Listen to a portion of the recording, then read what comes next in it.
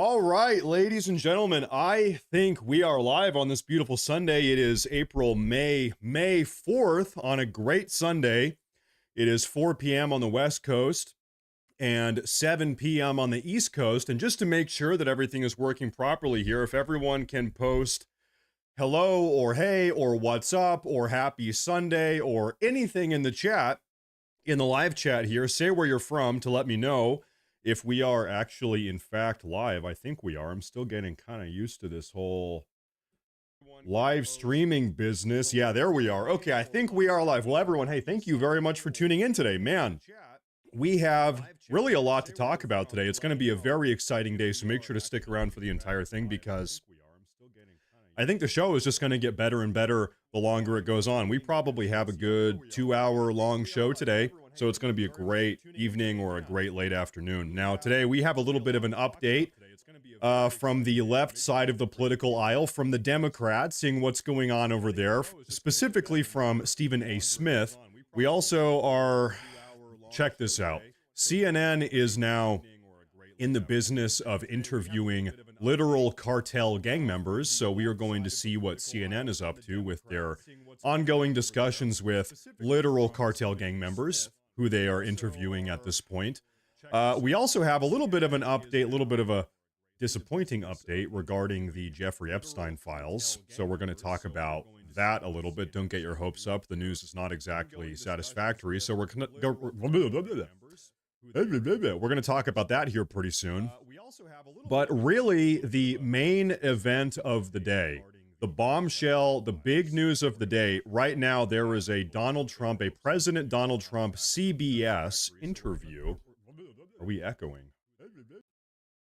I apologize. We were echoing. Now I need to start the entire show over. Well, hey, thank you for letting me know. Good thing we caught that early before we were 3 hours into the broadcast. So thank you all very much. I appreciate that. But anyway, the big breaking bombshell news of the day, there is an interview that's going viral right now, right this very moment, all over the internet. President Trump sat down and spoke to CBS. I think they actually had the conversation on Friday, but the interview got posted today. So we're going to watch the entire thing. The interview itself is about an hour long. I think, to be exact here, 1 hour and 4 minutes long. We are going to watch the entire thing and do a step-by-step comprehensive breakdown. This is the cutting-edge Donald Trump information. Man, it's been a great day. I was with my 2 children and my wife. We went to a local park and we walked through the forest. We had a nice little forest hike today. We went down by the river.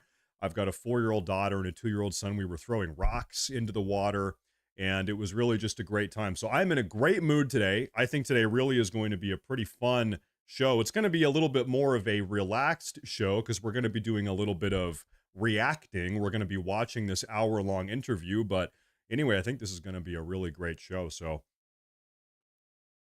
I'm going to take a sip of my milk there. You know, some people think it's weird if you drink milk. Does it? I think milk is a very important thing to drink. I think everybody should be drinking milk. But anyway, I think we should just go ahead and get into the show if you guys don't mind. So I guess this is kind of out of my wheelhouse here. Let me pull up my monitor here. So I guess as today is May 4th, it is May the 4th. It's like International Star Wars Day. It's an international Star Wars holiday, I guess, something like that. And so anyway, the official White House Twitter page posted this. They said, "Happy May the 4th to everyone, including the radical left lunatics who are fighting so hard to bring Sith lords, murderers, drug lords, dangerous prisoners, and well-known MS-13 gang members back into our galaxy." That's not good. We should not be having any of that. That sounds terrible in our galaxy. We don't want that. You're not the rebellion. You are the empire. May the 4th be with you. Now, okay, great message. There is something, I guess, to nitpick here if you want me to be a nitpicker real quick. As you all know, this is an AI-generated image of Donald Trump. He's jacked. He looks like a Mr. Olympia bodybuilder. And he has two bald eagles behind him with the American flags. He has a red lightsaber. The lightsaber is red. And so, of course, everybody is like, the red lightsaber, that means he's a Sith Lord. Sith Lords are the bad guys. Now, I'm a little bit of a Star Wars nerd. I'm not going to not deny that. I need to be honest here. I do like Star Wars a lot. I grew up watching a lot of Star Wars. And I don't know, maybe this makes me a bad person. I always thought the Empire was cool. I always, as a kid, in fact, I have numerous memories of being a child, and I was watching the original trilogy with Darth Vader and Luke Skywalker and Han Solo. And whenever the Emperor or Darth Vader or the Stormtroopers, they would come on screen, I'd be like, yeah, let's go. The Empire is so cool. And I remember my mother, she was always scolding me. Hey, those are the bad guys. Hey, Darth Vader's the bad guy. You need to be cheering for Luke Skywalker. What can I say? I liked the Empire. I thought Darth Vader was awesome. I thought the Emperor was awesome. I thought Stormtroopers, still to this day, I thought the Stormtroopers were cool. And so, I mean, like, come on, how can you look at the Death Star and the Star Destroyers and you have images like this? How can you not think that it's cool? So hey, you know what? He has a red lightsaber. I think it's cool. Whatever. It is what it is. But of course, the liberals right now, the progressives are melting down. Really, it's less of a meltdown. They're just being nerdy. They're like, don't you know that the bad guys have red lightsabers? Yeah, whatever. Yeah, who cares? Whatever. It looks cool. Darth Vader is cool. Emperor Palpatine is cool. Really who the coolest one is Darth Maul. Darth Maul, hello. They should have given Donald Trump here a double-sided lightsaber. That would have been really cool. Anyway, so that has all of the progressives in a bit of a tissy today. They're all upset about that. And then this is the next thing here. So I need to put on my headset now. We're going to quickly touch base with the Democrats. This happened on, earlier today, I think, on CNN. We have Stephen A. Smith. He said, if I had to run, it would be as a Democrat, but I'm not happy with the Democrat Party. Let's see why. And by the way, as many of you know, Stephen A. Smith is one of these projected Democratic candidates going into 2028. Maybe he's going to run, maybe he's not. We got to see. Hey man, Curtis. Glad to support the channel again. Curtis, thank you very, very much. I appreciate the super chat. Curtis, can I take your donation here as an opportunity to very quickly talk about something?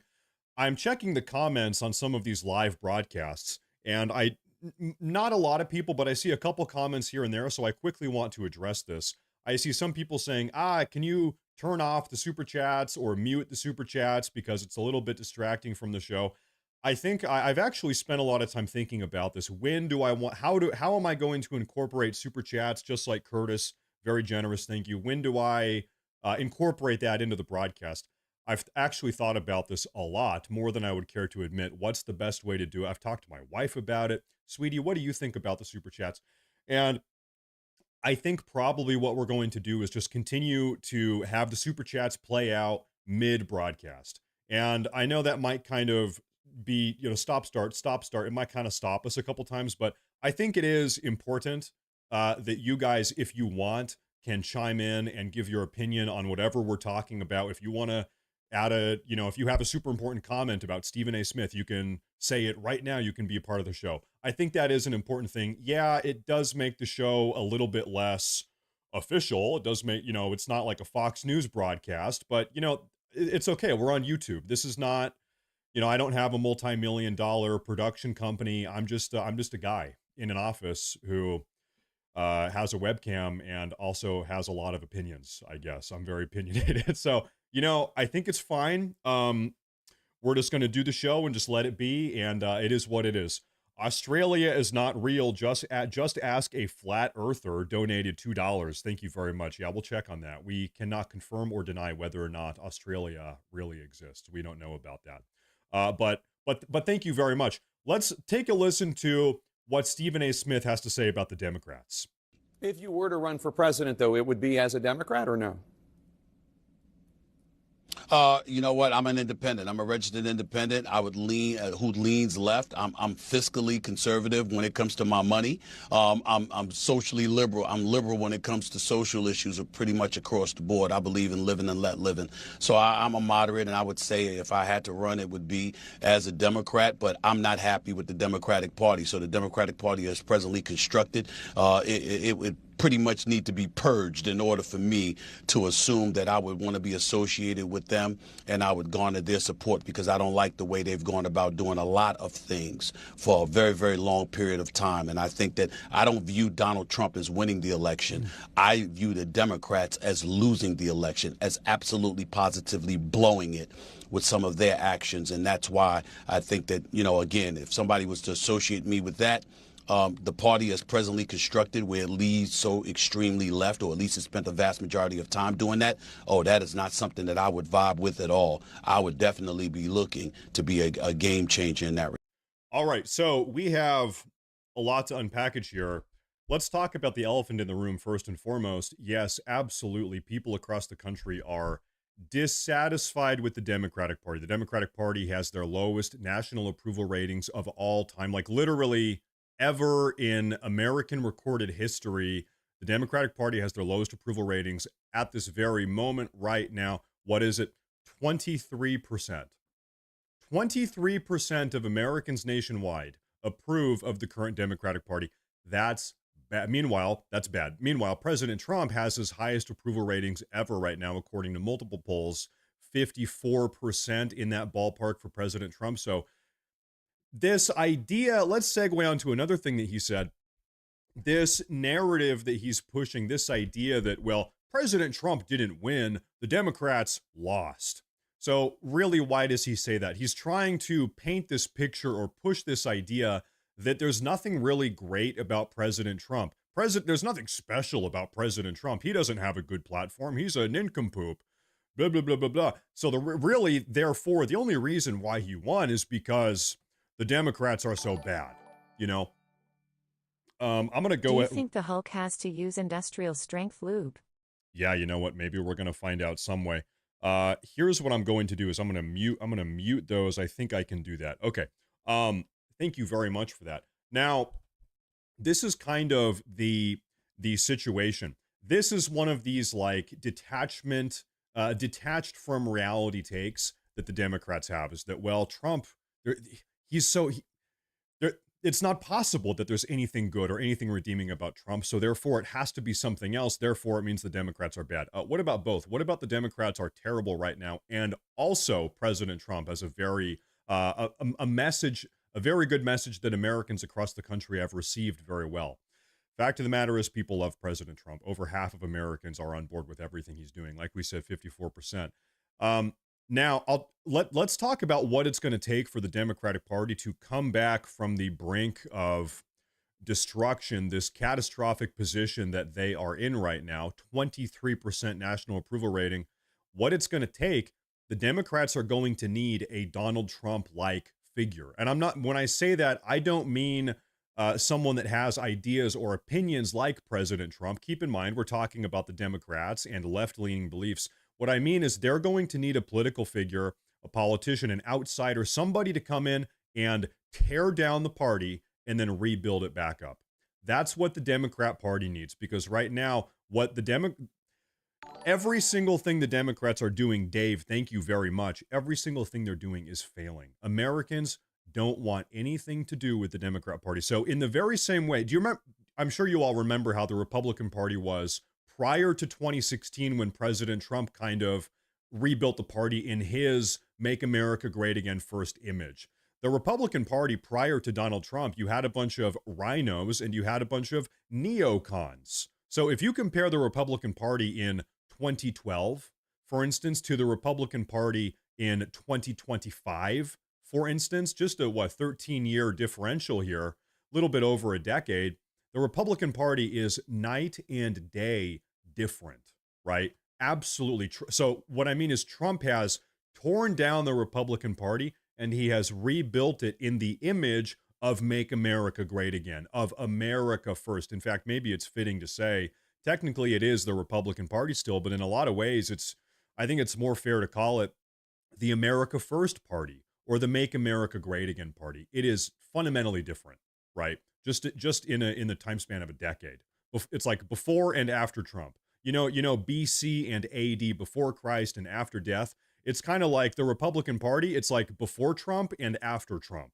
In 2016, there was a fundamental change. Everything changed when Trump entered the picture, and I would say for the better. I think we can all agree for the better. But anyway, back to the Democrats. If the Democrats want to recover from where they are now in this catastrophically terrible position, they are going to have someone come in and break down the party, tear it down, and rebuild it back up. Hopefully it becomes something better than what it is now. But if they just continue progressing down this status quo of radical left-wing progressivism, which is where they're at now, meaning if they double down on Bernie Sanders, and if they double down on David Hogg, and if they double down on Alexandria Ocasio-Cortez, and if they double down on Ilhan Omar, this party, the Democrat Party, is going nowhere. It is dead in the water. It has 0% of a future because Americans don't want what they are selling. If you're a political party, you're selling a product. Your product is, okay, what am I going to do for the American people? The American people don't want what the Progressive Party does. They don't want it. So they're going to have to rebuild this thing from the ground up. Now, speaking of the Democrats or the progressives doing things that the American population isn't happy with, CNN has decided that it would be smart for them to start interviewing cartel gang members, I guess. Let's take a look at this. According to the Trump administration, you are a terrorist. I mean, the cartels have been labeled a foreign terrorist organization. What do you make of that? Está fea la situación, ¿verdad? Está fea Well, the situation is ugly, la situación, pero pues de todos but we have to eat. nos tenemos que comer. What's your message to Donald Trump if he's watching this? Mis respetos, él tiene que My respect. según él, buscar lo According to him, he's looking out for the American people. This is coming from a cartel gang member. mejor para los suyos. Pero el detalle que ya están los But the problem is the consumers are in the United States. So presumably we're talking about dealing drugs and smuggling drugs. The consumers of the drugs are in the United States, he's saying. consumidores. Pues. Si no hubiera consumidores, If there weren't any consumers, we would stop. That's a very curious, very evil, very sinister moral justification for being a fentanyl dealer. Well, if you want us to stop dealing fentanyl, which is, by the way, the most addictive substance known to man, then Americans should stop consuming fentanyl. Hello, it's not our fault. I'm a fentanyl dealer. It's not my fault. I'm just, there's a demand for it up in America, so I've got to do it. What a really just sinister sort of like moral or ethical justification for being a fentanyl dealer. And now, of course, as many of you know, a lot of this fentanyl, people in America aren't oftentimes intentionally and explicitly buying or purchasing or using fentanyl. The fentanyl is making its way into other drugs that people in America think they're doing. Maybe someone is buying weed or some party drug. They're going to a party. It's ecstasy or MDMA or whatever the other, I don't know all the party drugs. But anyway, they take some other drug that is laced with fentanyl, and then now they're addicted to opiates, and then they start buying, then they want more fentanyl because now, boom, they're addicted because they unintentionally took it when they took another product that was laced with it. Okay, so who's lacing the drugs? Who's lacing the marijuana, or who's lacing the MDMA or the ecstasy, whatever? Guess what? It's this guy. It's the cartel. So I'm not sure if I buy his sort of justification here for doing this. Now, Billy Baxter, thank you very much, sir. Thank you very much. I appreciate that. Thank you for tuning in today. Meth, yeah, sure. All of the drugs are getting laced with this stuff. It's terrible. You guys have seen the images. All it takes is like 1 grain of sand worth of fentanyl to potentially even not just get someone addicted, but to have them overdose and die. It's the most like potent thing in the universe. So really, really is sinister, really is evil. But anyway, you know, despite this guy's evil and twisted and terrible moral justification for being a fentanyl dealer, cartel gang member, curiously, this cartel member actually has more respect and more understanding of what Trump is doing and why Trump is doing it than various radical progressives over here in America. Like, this fentanyl dealing cartel member has more respect for President Trump than someone like AOC or someone like Ilhan Omar or various other members of the progressive left. This guy says, yeah, I respect President Trump. You know, I respect him because he's looking out for his people. Of course he wants to crack down on the cartels, on people like us, says the cartel gang member. But, you know, he's going to do his thing anyway. So it is curious. I think this CNN interview here kind of backfired. You know, it's funny. Okay, so you have the CNN journalist here and the cartel gang member here. It seems to me like the cartel gang member actually has more respect and more understanding of President Trump than the CNN interviewer. What a crazy world we live in. But let's move on and quickly talk about the Jeffrey Epstein situation. This is going to be a little bit disappointing for everyone here. Hold up, Mountain Goddess, first off. Cartels use some celebrities to haul drugs. They don't go through security. You know, it wouldn't surprise me. Yeah, I'm not sure, but it wouldn't surprise me at all. Thank you very much. Michael P. Wow, thank you. Hopefully El Presidente Scheinbaum is watching, since it directly contradicts her logic on blaming U.S. firearms manufacturers for the guns obtained by the cartels. Yeah, let me come back to that here in a second. Are you familiar with how Obama repealed the Smith-Mundt Act in 2012? The 1948 Act prevented our government to push forth propaganda in media. Aluffy, I don't know specifically about that. I do know about the, I think it was overturned in 1986 or 1988. It's a different act that like kind of did the same thing as far as I remember. I forget the name though. Anyway, yeah, so it was, let me like give you a short summary here. So prior to the mid 1980s, news agencies had to make a concerted effort to remain impartial and unbiased when they were covering and presenting the news. And then in the mid 1980s, maybe 86, this was overturned and tossed out. And so this is when you really started getting editorialism versus legitimate journalism, where the journalists and the news reporters are trying to really cover things in a, like I said, an unbiased, non-preferential way. Now we have, ladies and gentlemen, I think I have disconnected here. Did my internet disconnect? Or am I here? I'm trying to reload.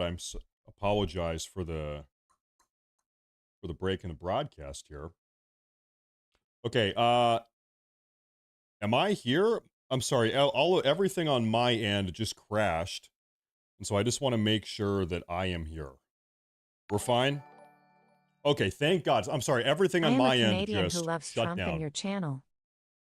Okay, sorry about that, ladies and gentlemen. Yeah, everything on my end just shut down, but I guess we are good. Okay, fingers crossed, knock on wood that everything is fine. Okay, so thank you very much. And also, I want to double back. Michael, thank you very much. Yeah, that was a little bit shameless what El Presidente Scheinbaum is doing. The president of Mexico is blaming all of the gun violence in Mexico on American-made firearms. So her angle right now is, hey, you know, sort of how we blame them for the fentanyl crisis. Rightfully, we rightfully blame Mexico for the fentanyl crisis. They are blaming us. Mexico blames us for all of their gun violence. This is absurd and ridiculous. They are killing each other. We are not responsible for cartels killing people in the streets. Guns don't magically kill people. People kill people, regardless of where the firearms might be made. So that's a little bit disingenuous, a little bit shameless. But then we also had this Super Neil with the $10. I'm a Canadian who loves Trump and your channel. Thank you very much. I'm happy you're here. Thank you. Ladies and gentlemen, let's move on and talk about Jeffrey Epstein. We have some bad news today. The White House has said officially it has, quote, no specific timeline for the release of the remaining Jeffrey Epstein files. So for the last couple months, we've been hearing, any day now, we are actively working on putting together the files. We're trying to piece this thing together.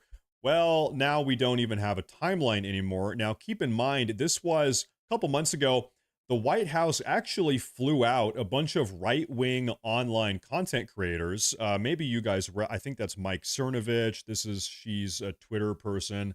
Anyway, you had a bunch of online YouTubers and podcasters and famous right-wing Twitter personalities. They got flown out to the White House and given the Epstein Files Phase 1. And it was a big press event and people were taking photos and it was breaking news. Well, as it would turn out, everything inside of these files that were given to these right-wing influencers, I'll just read this here. The Epstein file binder delivered to influencers today was a redacted re-release of information already publicly available online. So as it would turn out, nothing that was actually inside of these files, nothing is new or breaking news. We've actually already had access to all of this, inconsequential for months or years now. And so as if that wasn't bad enough, now we don't even have a timeline. Now there is no timeline. So if I was at a Las Vegas betting table right now at this very moment, and I had to make a bet whether or not we ever see the Jeffrey Epstein files, I would bet no. I would bet that we never actually get these files at all. And the reason why, I mean, you don't have to be creative. I think that there are probably so many people in Washington, D.C., that are implicated in these files that it's just a non-starter. Don't you think? I would imagine that the swamp, the deep state, whatever you want to call it, the Washington, D.C. apparatus, there are so many people who are named in these files that they are doing every single thing they can. They're fighting tooth and nail to prevent these files from being released, and it would seem like they are getting their way. It seems like the American people are losing this battle right now, and that this is actually not going to happen. So I would be very surprised if we ever actually get the information here. I don't think it's going to happen, and I hate to say it, but really, really, really, really disappointing thing. This was Pam Bondi's entire spiel for weeks. You know, hey, I'm Pam Bondi and we've got Kash Patel and we're going to get in here and we're going to release these files and we're going to blow the lid off this thing and everybody is finally going to know what was going on behind the scenes. And President Trump has been in the White House now for a little bit, maybe 4 months, 3.5 months, something like that. Looks like it's not happening. And I'll be honest, I don't even really blame President Trump. I mean, if you're president, you have to, you have to be able to hand off different responsibilities to different people. There's a reason why he has a cabinet. There's a reason why he has a department or a Secretary of Defense and a Secretary of Agriculture. President Trump can't be thinking about corn and potatoes all day. That's why he has a Secretary of Agriculture. And so I would imagine he himself is probably pretty hands-off on this. It's probably more of a failure of Kash Patel and Pam Bondi to not piece this together and release it to the public. But regardless, either way, very disappointing. But ladies and gentlemen, I think probably what we're going to do now at this point in today's broadcast, like I said, there is an interview right now that is going viral all over the internet featuring President Trump. He sat down with CBS. This got uploaded just 6 hours ago, so this really is breaking news. I want to actually watch with you guys this entire interview, if you guys would allow me to do so. This is about 64 minutes long, and so I want to watch this entire thing with you guys. As far as I understand it, President Trump actually really goes hard on China. A lot of issues are talked about, but specifically Donald Trump kind of doubles down on his stance on China, saying that China has to be willing to surrender to us. We are not going to surrender to China in this trade war. So I want to hear about that. I want to hear about all of this. Let's let it play. Actually, you know what? Here, real quick, before we move on and segue into this, why don't I take a look at the chat here?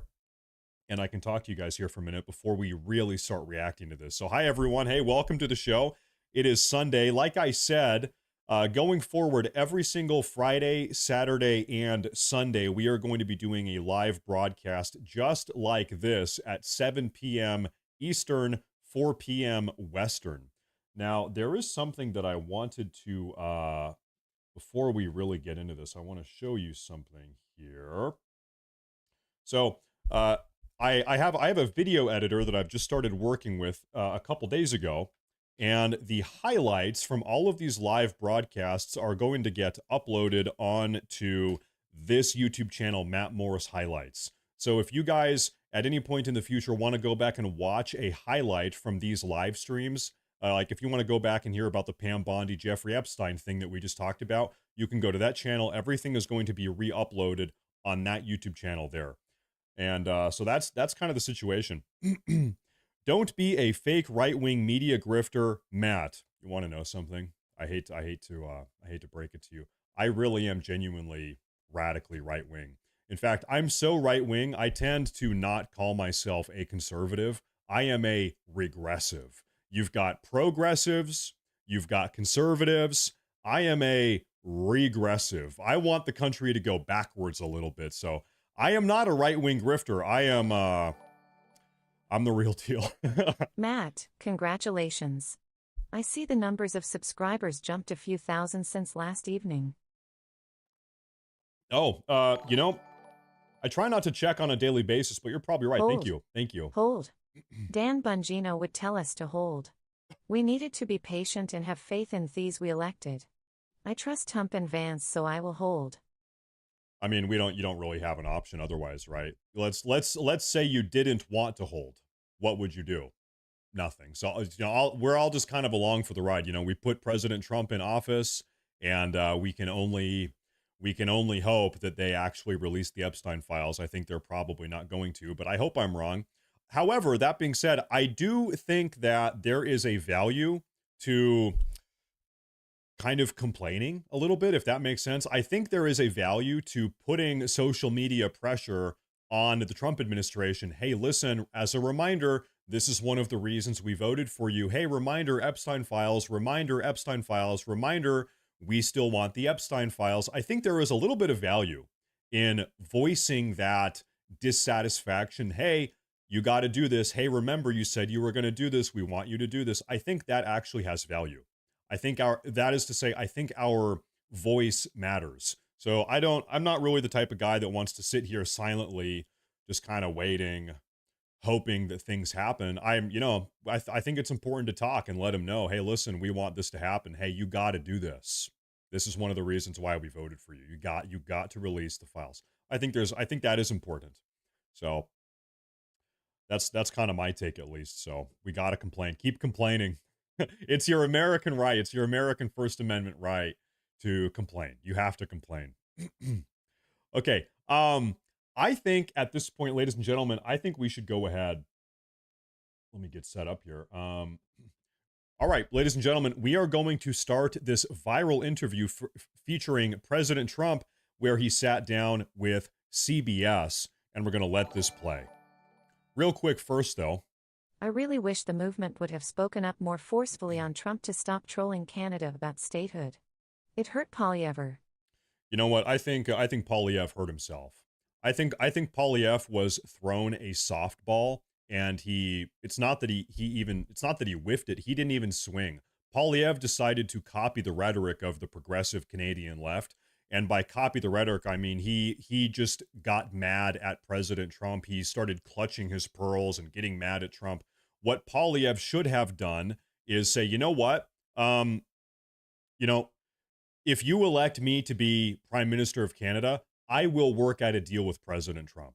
We will work out a deal. We will overcome this obstacle, and we will not just make Canada great again. President Trump is talking about making America great again. Together, if you elect me, Poilievre, we will make North America great again. I will unite militaristically and economically. I will work with President Trump to unite our two brother countries. We are brothers.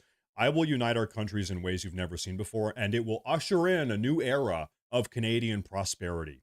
So if I was Poilievre, that's what I would have said. That's the easy ball he was tossed. But instead, he just started whining and complaining about President Trump. So I disagree. I would never blame President Trump for making these jokes about Canada. It's all banter on a global stage. It's not a big deal. I think Poilievre screwed up. I think he copied the energy and the rhetoric of Mark Carney, and that was a big time losing strategy. But ladies and gentlemen, here we go. Let's play this viral video, this interview between President Trump and CBS. Here we go. President Trump, welcome back to Meet the Press.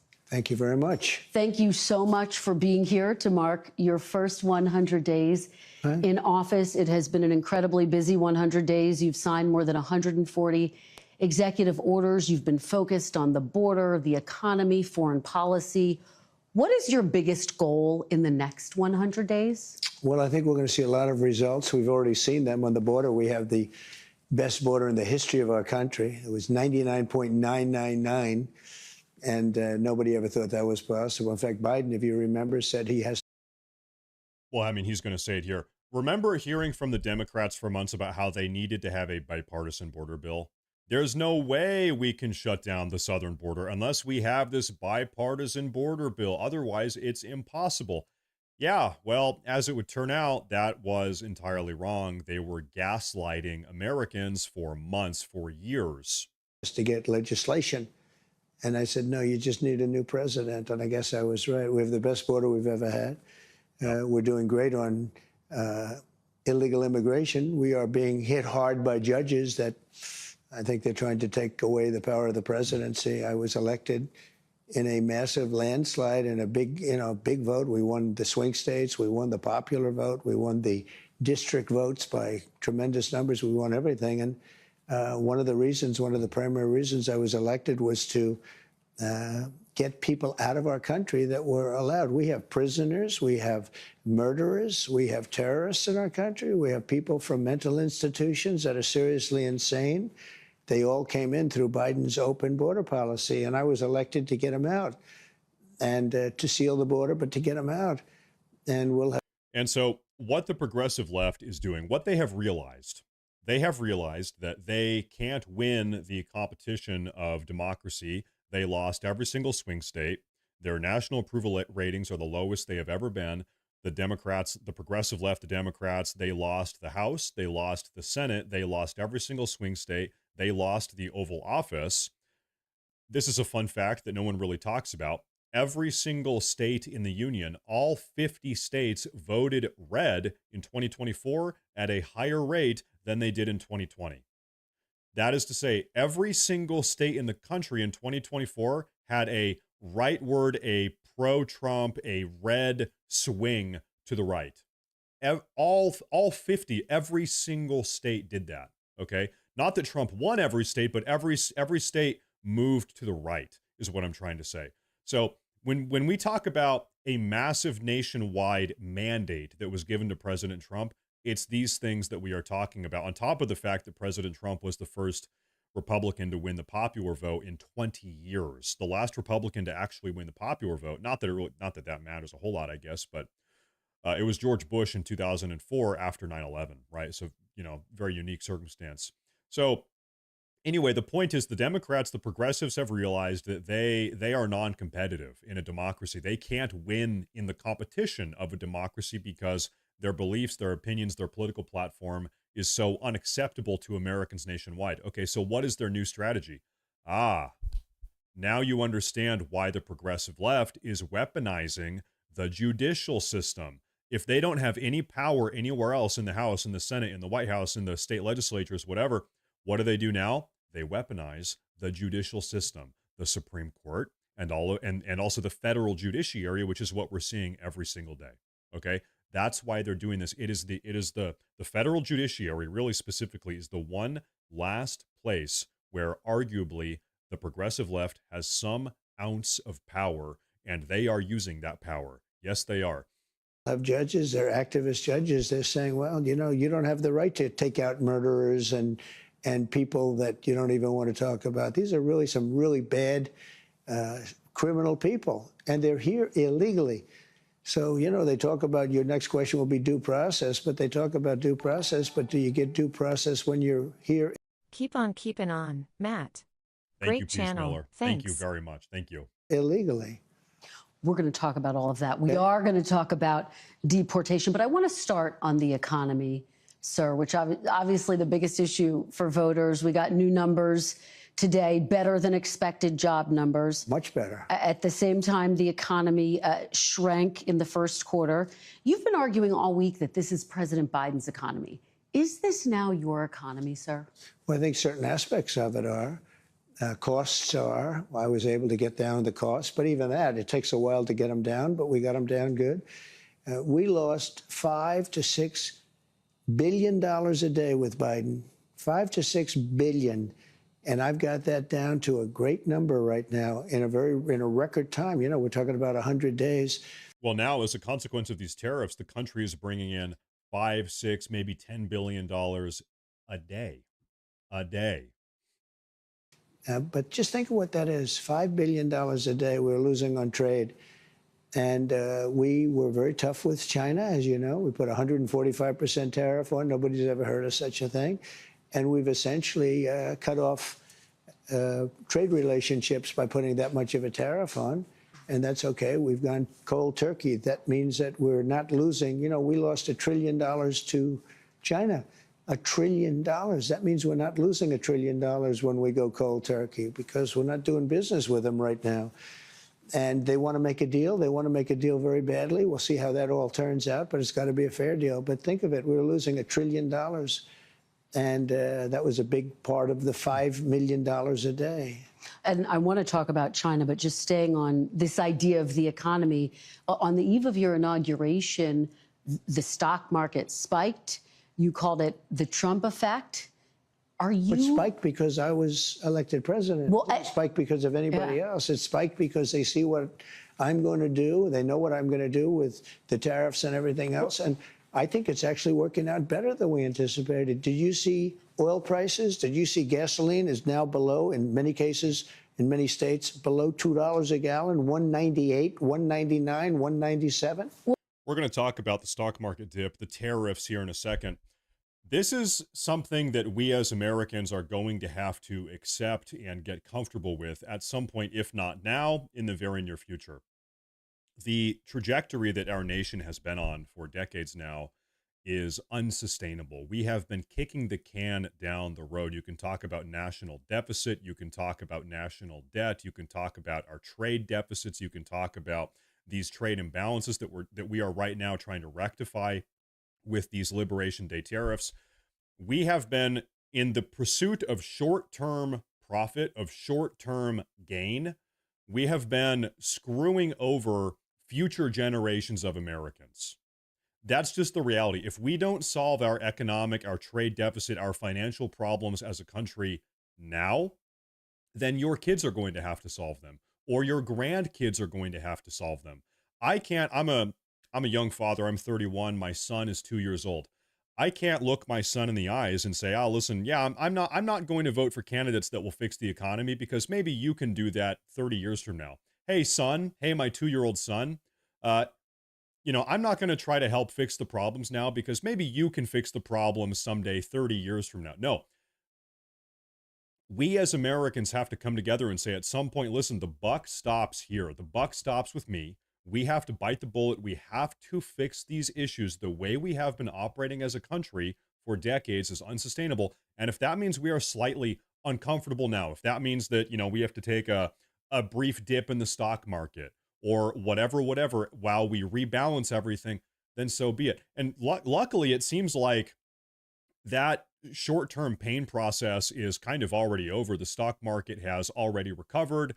We're talking about prices being down. Job creation is through the roof right now. Inflation is going down. So maybe that sort of brief, transitory, temporary phase of pain isn't really that long anyway. Maybe we're kind of already through the worst of it. But anyway, conceptually, what we have been doing for decades in this country is it would be like you taking out a loan and then saying you're never going to repay it, but my grandson will repay it. I'm going to take out a loan today, and my grandson, who's not even born yet, is going to repay it. That is how this country has been operating for decades, and it's unacceptable. That's got to stop. That has to stop. Well, my question, sir, is when the stock market spiked, you said this is the Trump effect.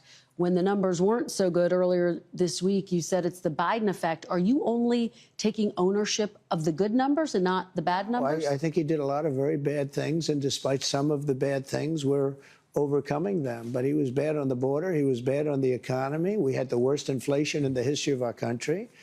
Look, Biden gave us the worst inflation in the history of our country. People, it didn't matter what they made because they were losing their shirt because of costs. Now take a look at what happened. Oil is down, gasoline is down, groceries are down, eggs. You were the one that asked me. You asked me about eggs. It was the first week. I didn't even know anything about what were you talking about. Egg prices were so high you couldn't buy eggs. They didn't have any eggs. And they said Easter is going to be a disaster. Do we need to remind ourselves why the egg prices were so high when Trump came into office? It's because a couple weeks before Joe Biden left the White House, he issued this mandate, this anti-bird flu initiative. They decided that there was a bird flu epidemic. As far as I understand it, chicken farmers around the country disagreed. There maybe was no bird flu epidemic, but Joe Biden thought there was. And so Joe Biden ordered what was effectively a chicken genocide, where he called for the immediate execution of millions of chickens across the country. That's Joe Biden. Right before, just like 2 weeks before President Trump stepped into the White House. That is why egg prices were so high. So it's like Joe Biden handed President Trump an active grenade and said, hey, good luck. So, well, we had Easter at the White House, and we had thousands of eggs, and they were down 87%. Yeah, a lot of that, of course, spike was because of bird flu. But when does it become the Trump economy? Why do you say that? Well, tell me, we had the same bird flu as he had. When does it become the Trump economy? It partially is right now. Whenever it gets good. Just be honest. Just say, hey, lady, you know when it becomes the Trump economy? Whenever things get good. How's that for an answer? No, and I really mean this. Right. I think the good parts are the Trump economy and the bad parts are the Biden economy, because he's done a terrible job. He did a terrible job on everything. From his auto pen, which I'm sure he knew nothing about some of the things he was supposedly signing, to immigration. You look at what happened with immigration, how bad it was. Think of it. We have murderers, 11,888 murderers. Many of them murdered more than one person. Think of that. And they're in our country. Now, we've gotten a lot. Something that I've never really thought about. Joe Biden did more to stop the spread of bird flu. Joe Biden did more to save chickens in America than he did to save people from overdosing on fentanyl in America. Joe Biden did more during his presidency to save chickens than he did to save Americans from being human trafficked or abducted or killed by illegal immigrants. How's that for a talking point? I've never thought about that. Absolutely insane. And also true. A lot of them out, and we know who many of them are, and we're on the hunt. But why would anybody do that? Why would anybody, who could do such a thing where they'd allow hundreds of thousands and even millions of people into our country who are criminals and murderers at the highest level? Who would do this? But, sir, you acknowledge when you announced your tariffs, for example, the stock market dropped. It's been volatile. It has since gone up. It is, do you but now take it's going up. responsibility Look at for that? today. Yeah. Do you take responsibility when it drops? Ultimately, I take responsibility for everything, but I've only just been here for a little more than 3 months. But the stock market, look at what's happened in the last short period. Do you remember when Joe Biden's favorite term was transitory? The market depression is transitory. The inflation is transitory. Do you remember? This is like maybe 2022, a couple years ago, when all the Democrats were saying, oh, it's just a transitory inflation phase. It's a transitory market dip. President Trump should bring that word back. Oh, that market dip? Yeah, it's only transitory. Don't worry about it. You don't need to worry. It's only transitory. Of time. Didn't it have 9 or 10 days in a row or 11 days where it's gone up? And the tariffs have just started kicking in. And we're doing really well psychologically. I mean, the fake news was giving me such press on the tariffs. The tariffs are going to make us rich. We're going to be a very rich country. So let's talk about the tariffs. And I want to ask you about something you said this week, got a lot of attention. You were at your cabinet meeting. You said, quote, I'm going to quote what you said, maybe the children will have $2 instead of $30. Yeah. And maybe the $2 will cost a couple of bucks more than they would normally. Are you saying that your tariffs will cause some prices to go up? No, I think the tariffs are going to be great for us because it's going to make us rich. But you said some dolls are going to cost more. Isn't that an acknowledgement that some prices will go up? I don't think a beautiful baby girl that's 11 years old needs to have 30 dolls. I think they can have 3 dolls or 4 dolls because what we were doing with China was just unbelievable. We had a trade deficit of hundreds of billions of dollars with China. I'm just sitting here thinking about my own daughter. We have a room in our house that is pretty much the plushie room. We have dozens of stuffed animals, of stuffed teddy bears, of plushies in our house. And I'm sitting here thinking, yeah, you know, does our 4-year-old daughter really need to have 57 stuffed animals? No, not really. It's not really that important. When you say they could have $3 instead of $30, are you saying Americans could see empty store shelves? No, I'm not saying that. I'm just saying they don't need to have $30. They can have 3. They don't need to have 250 pencils. They can have 5. But you're basically saying there could be some supply shortages because of the tariffs. We don't have to waste money on a trade deficit with China for things we don't need, for junk that we don't need. Well, prices are already going up on some popular items, tires, strollers. This is such a dishonest interview already. Prices are down on groceries. Prices are down for oil. Prices are down for all energy. Prices are down at tremendous numbers for gasoline. And let me tell you, when you have the big thing, what he did, just say, listen, lady, I don't know this woman's name. Listen, lady, the purpose of these tariffs is to incentivize manufacturers to bring manufacturing back to America. During that process, during that transitory process, while manufacturers are relocating their center of manufacturing back to the U.S., you might have a couple weeks or a couple months. Yeah, sure. Big deal. Yeah, big deal. And once again, I think he should hammer home the fact the trajectory we have been on, the way in which we have been managing our economy and our manufacturing is unsustainable. We are done doing that. And yeah, just be honest. And yeah, there might be a little bit of pain for a couple weeks or a couple months. You got to rip off the Band-Aid. So be it. Spent like a stupid person, which he was, but he spent like a very stupid person. And that was bad for inflation.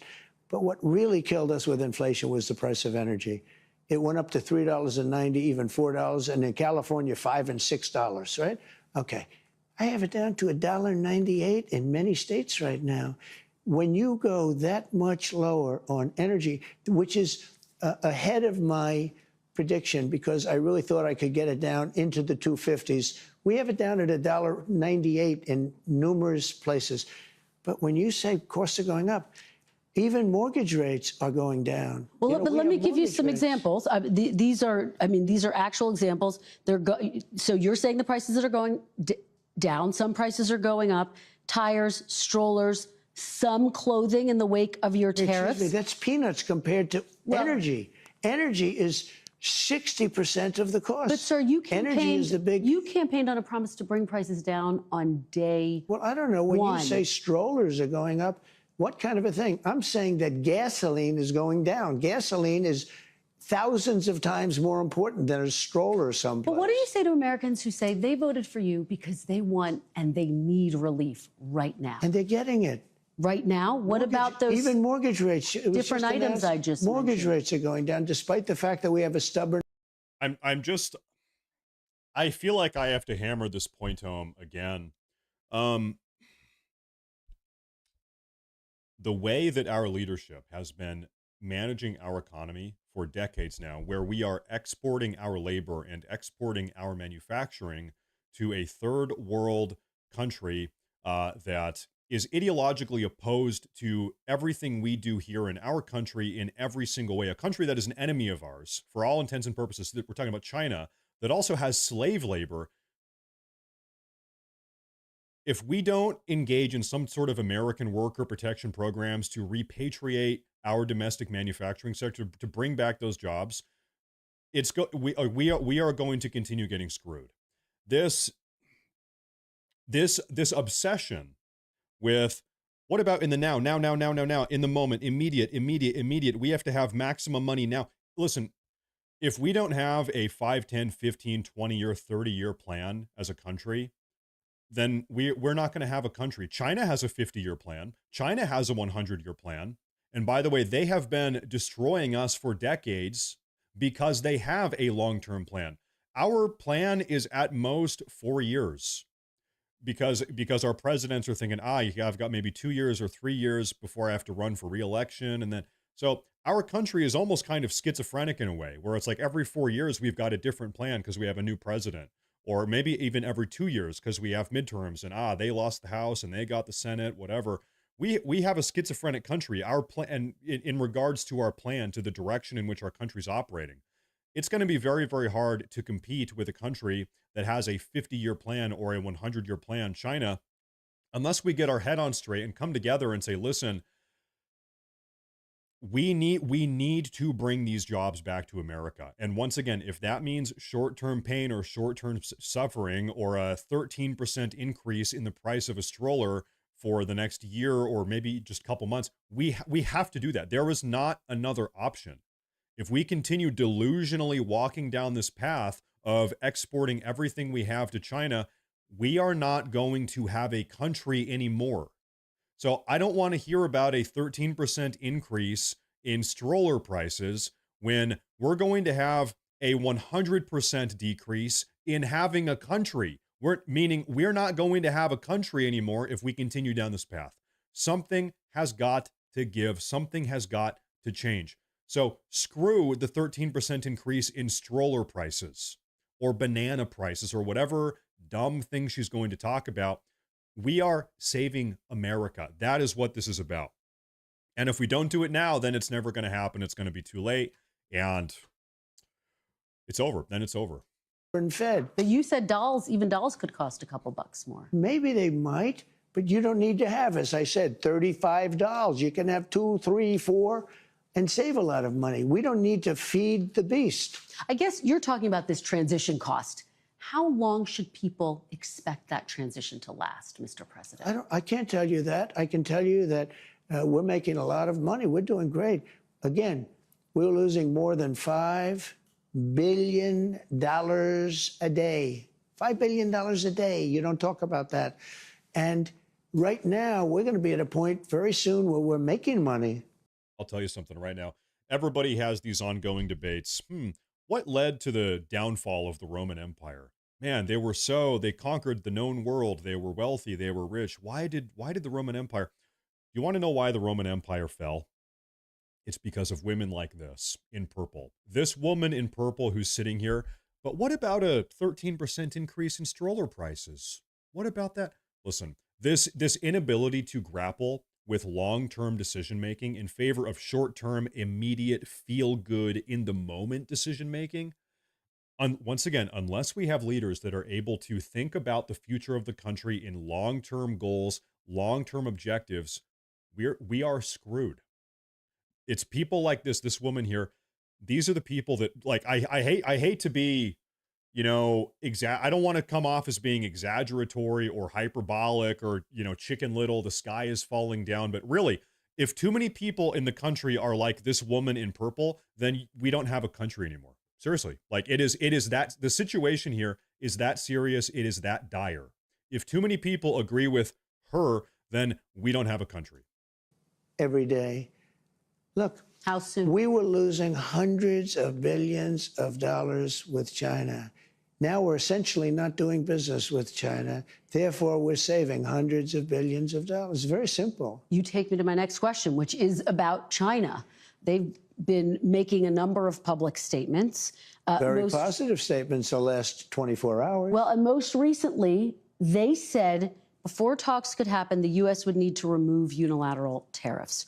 Would you consider dropping the tariffs to get China to the negotiating table? No. They first of all, no, you're giving that? me a statement that was said a week ago. You're not giving the statement that was said today. I have May 2nd Chinese Commerce Ministry. Do you know what they said today? The U.S. We're wants to looking negotiate. forward. It should show sincerity by preparing to take actions in correcting its mistakes and canceling the unilateral tariffs. They made, first of all, they made numerous statements. Yes, they've made numerous You know how many people statements. speak for Yes. China? It's like Yes. 50 They've made numerous I can give statements, you a yes. statement for any occasion. Yes, yes. But they said today they want to talk. Look, China, and I don't like this, I'm not happy about this, China's getting killed right now. They're getting absolutely destroyed. It's true. Their factories are closing. Their unemployment is going through the roof. I'm not looking to do that to China. Now, at the same time, I'm not looking to have China make hundreds of billions of dollars and build more ships and more army tanks and more airplanes. So you're not, just to be very clear, you're not. This is something to keep in mind. Or whatever amount of American suffering there is right now as a consequence of this trade war. And when we're talking about suffering as a consequence of the trade war, once again, we're talking about a 13% increase in dolls or strollers or bananas. Okay. So we're really suffering then, aren't we? But anyway, the point is, keep in mind, China is suffering 5 times more, if not more than that. Okay. As Secretary of Treasury Scott Bessent says all the time, we are the import country. They are the export country. China exports 5 times more to us than we export to them by a factor of 5. Okay. That means, just like mathematically, in a situation like this, China is suffering 5 times, if not more, than we are right now. So, you know, we're sitting here bickering and arguing about the price of strollers going up by 13%. China is having factories shut down. China is having workers' strikes right now. The CCP cannot afford to pay their workers. They're defaulting on worker payments. So we're arguing about dolls. In China, their economy is imploding. Their currency is the lowest it's been in over 20 years. They are, there's not a better word, they are screwed, China right now. China, and this is why every day we hear more news about this. China is coming crawling back to the negotiating table. China wants a deal urgently, immediately.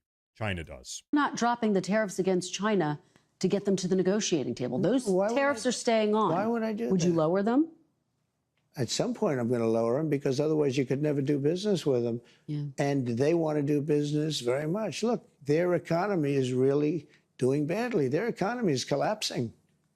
So small businesses say they are being hurt by the Chinese tariffs, and some could be forced to shut And down. many businesses are being helped. Are you Look at the considering automobile tariff business. relief for small businesses? Why do you always mention that, you know, you pick up a couple of little businesses? What about the car business? They're going to make a fortune because of the tariffs. Do you know that the union, the head of the union, who was no fan of mine, Sean Fain, I guess his name is, right? He didn't endorse me. The Teamsters did. A lot of people did. A lot of unions did. But he didn't. He couldn't stand me. Now he's saying, wow, what's Trump's done for the automobile? I can't believe it. I assume he's going to probably now say the next thing he can say is, I endorse this guy. He's the greatest I've ever seen. He can't believe it's happened. He said, we've been waiting 40 years for somebody to do what Trump is doing. So why don't you mention the big car industry instead of mentioning somebody that's doing strollers? Well, this is something that I've talked about in my videos. I want to bring this up again, because it's very important. It's worth mentioning here. For decades, for the last 50 years or more, it's been the Democrats that have been championing tariffs. In fact, there are videos of Chuck Schumer, Barack Obama, Joe Biden, Nancy Pelosi, Bernie Sanders, all of these senior-ranking progressive politicians, all the older ones that have been around for 20, 30, 40, 50 years. Tariffs have historically, if you look back in a 50-year time frame, tariffs have kind of been historically a Democrat policy. It's been the Democrats that have been championing tariffs. Trump is doing them now, and so what's happened now because Trump is doing them? Trump is actually imposing the tariffs that Democrats have been fantasizing about for 50 years.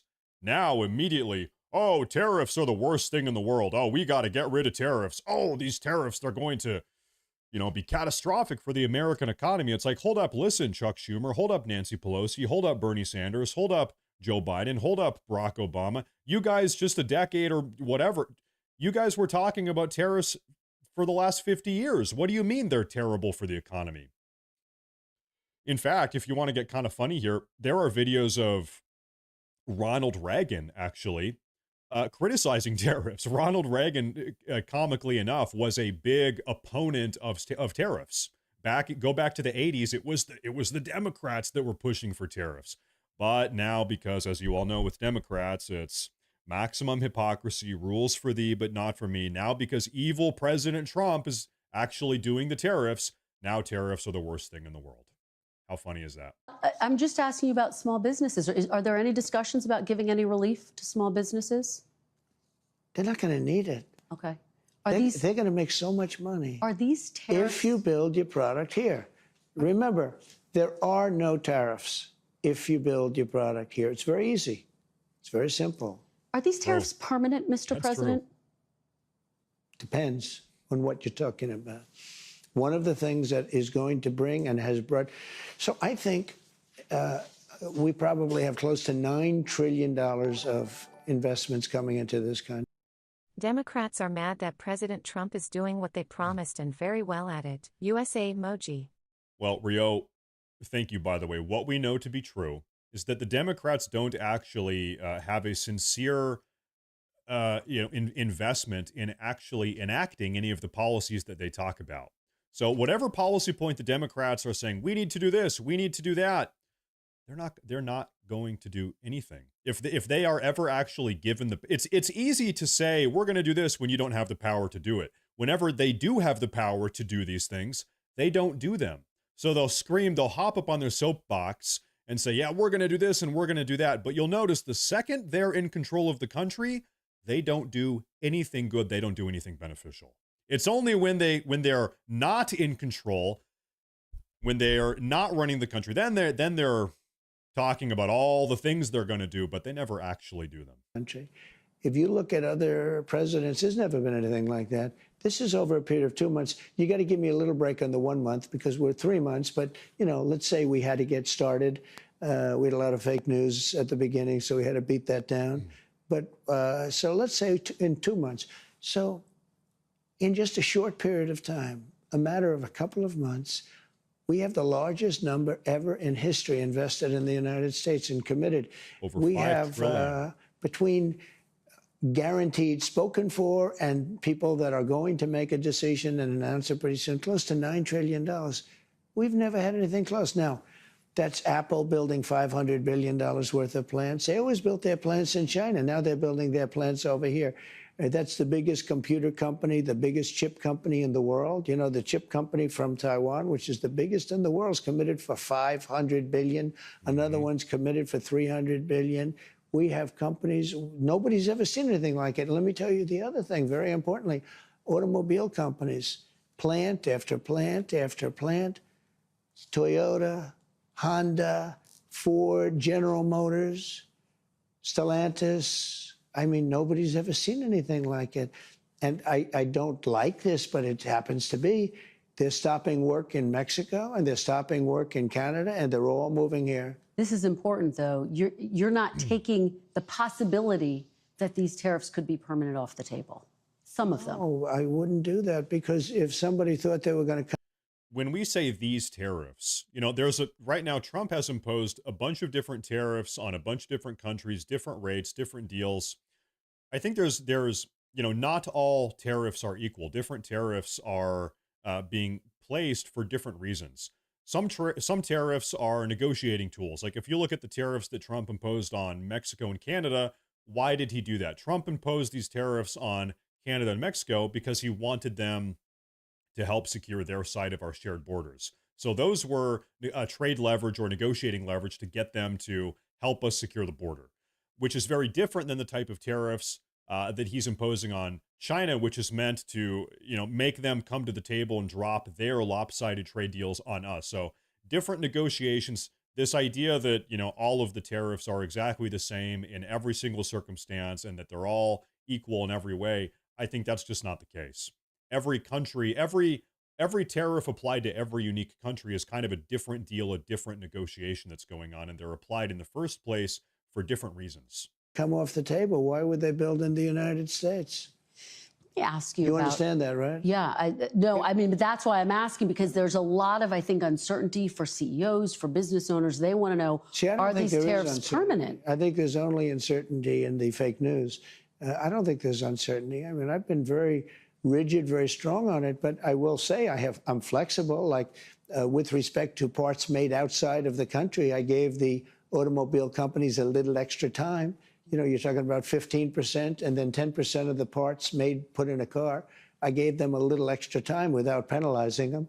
And I did that only to help, you know, companies. We're looking to help companies. We want them to thrive and to hire a lot of people. And that's what's happening. Let me ask you about some of what Wall Street has said. Some people on Wall Street have expressed concerns that the possibility of a recession is increasing. And I want to know what you think about that. Are you comfortable with the country potentially dipping into a recession for a period of time if you are able to achieve your long-term goals? Well, you know, you say some people on Wall Street say, well, I can tell you something else. Some people on Wall Street say that we're going to have the greatest economy in history. Why don't you talk about them? Because some people on Wall Street say this is well, that's what I'm getting at. That's what I'm getting at, though. It's the same question. Yeah, I love that Trump does this. I love that he is always calling out this partisan bullcrap that people like her at CBS here and at MSNBC and CNN, they're every single question they have is loaded with a negative concept or a negative opinion. There's not a single genuine, sincere question being asked here today. Every single one of these is a negative type of entrapment style question. There are many people on Wall Street say this is going to be the greatest windfall ever happened. And that's my question. Remember the this. long term. Yeah. Is it okay in the short term to have a recession? This. Look, yeah, everything's okay. What we are, I said, this is a transition period. I think we're going to do fantastically. One of your colleagues on another fake news station, ABC, said, do you guarantee 100% that a certain person is going to do a fantastic job as, let's say, Secretary of Defense, okay? Because that was the question. I said, what kind of a question is that? Do I guarantee 100%? Nobody guarantees 100%. But I will say this. I think we're going to have an economy the likes of which we've never had before. You know, my 4 years were phenomenal, as you know, the stock market. In fact, even though we had to go through the COVID thing, Speaking of Trump's economy in, 2017 to 2021, this is something that I wish Trump would talk about this. Nobody ever talks about this. Feel free to fact check me. Trump imposed a lot of tariffs on China starting in 2018 during his first term. Do you know what the economic consequences of his tariffs on various Chinese products were in 2018 when he imposed them? Because now we have the data. This was, almost a decade ago now.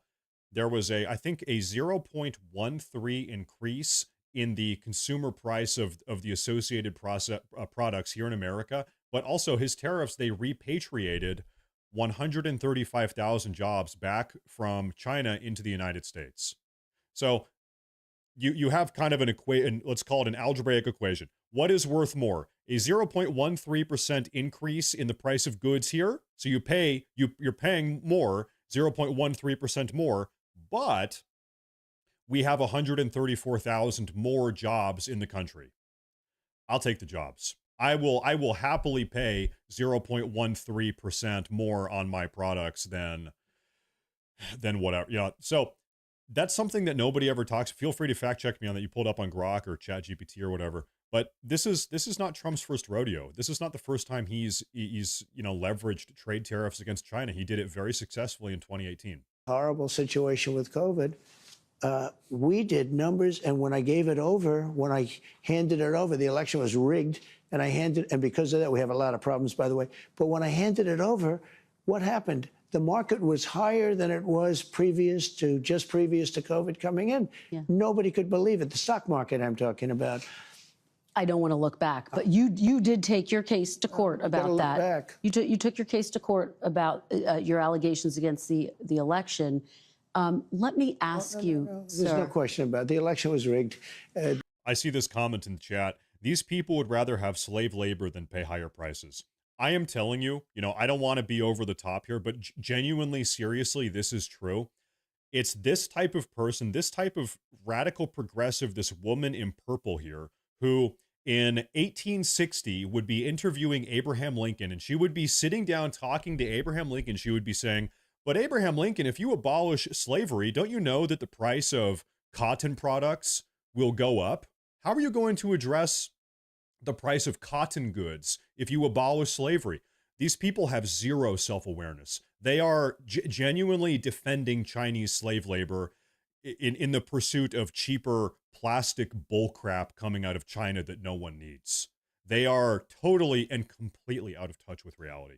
The facts are in, and it's still being litigated. Let's go. You did take your case to court more than 60 times and didn't win those cases. I won a lot of court cases. Just to button that up, though, sir. Just to button that up. What are you talking about? How the election worried are you? Are we talking about the election let's talk about here and now. Let's talk about the here and now. election of 2020? Let's not talk about. Let's talk about here and now.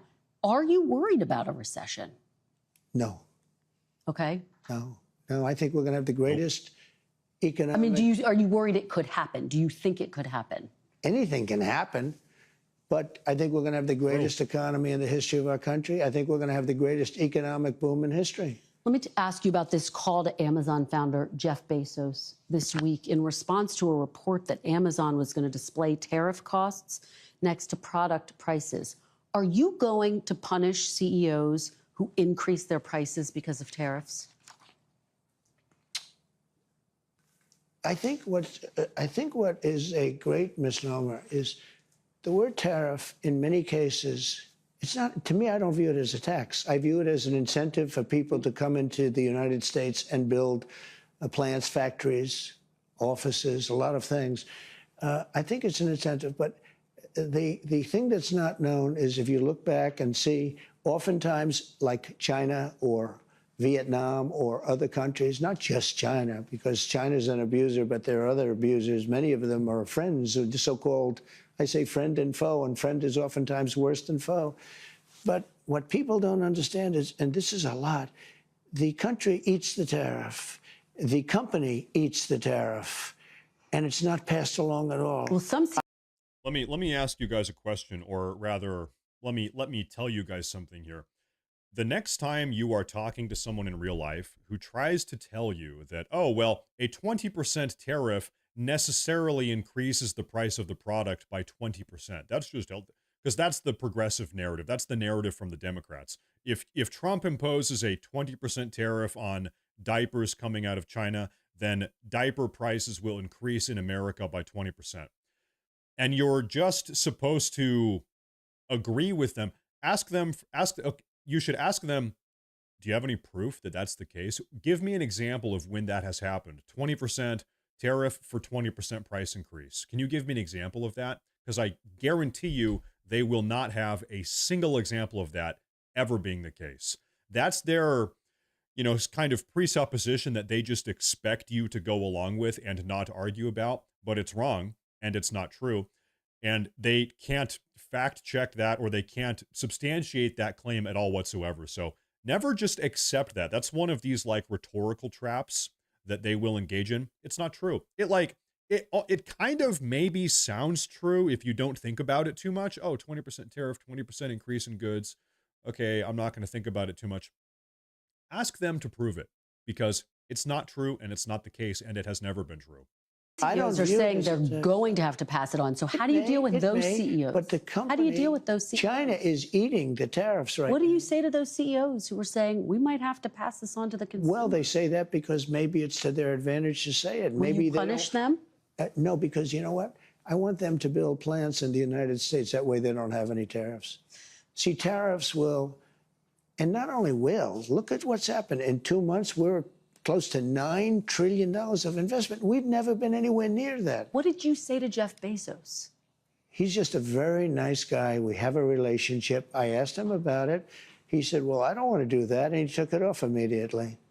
So he changed course. And will you take that same tactic with other CEOs if you I'll feel always like... call people if I disagree with them. If I think that somebody's doing something that's incorrect, wrong, or maybe hurtful to the country, I'll call, absolutely. Wouldn't you want me to call? Biden wouldn't call because he didn't know what was happening, but I do. Takes me to my next question. Today's strong jobs report likely means, not clear, but likely means the Fed is less likely to lower interest rates. Well, he should lower them. Speaking about job reports, now we have 2 job reports for President Trump, March and April. Both of those job reports, the April report came out just 2 days ago. Both of those reports indicate that Trump is generating 50% more jobs than expected. Our job production is through the roof. We need a Trump here in Canada, and I thought it would be Pierre Poilievre. I guess not. It could have been. I mean, I agree with you. I agree with everything you just said. I do think that Canada needs a Trump-like figure to rebuild the country. But it was not, as it would turn out, unfortunately, it was not Pierre Poilievre. It was not, regrettably. And at some point he will. He'd rather not, because he's not a fan of mine. Not, he just doesn't like me because I think he's a total stiff. And, it's just one of those things. He should lower them.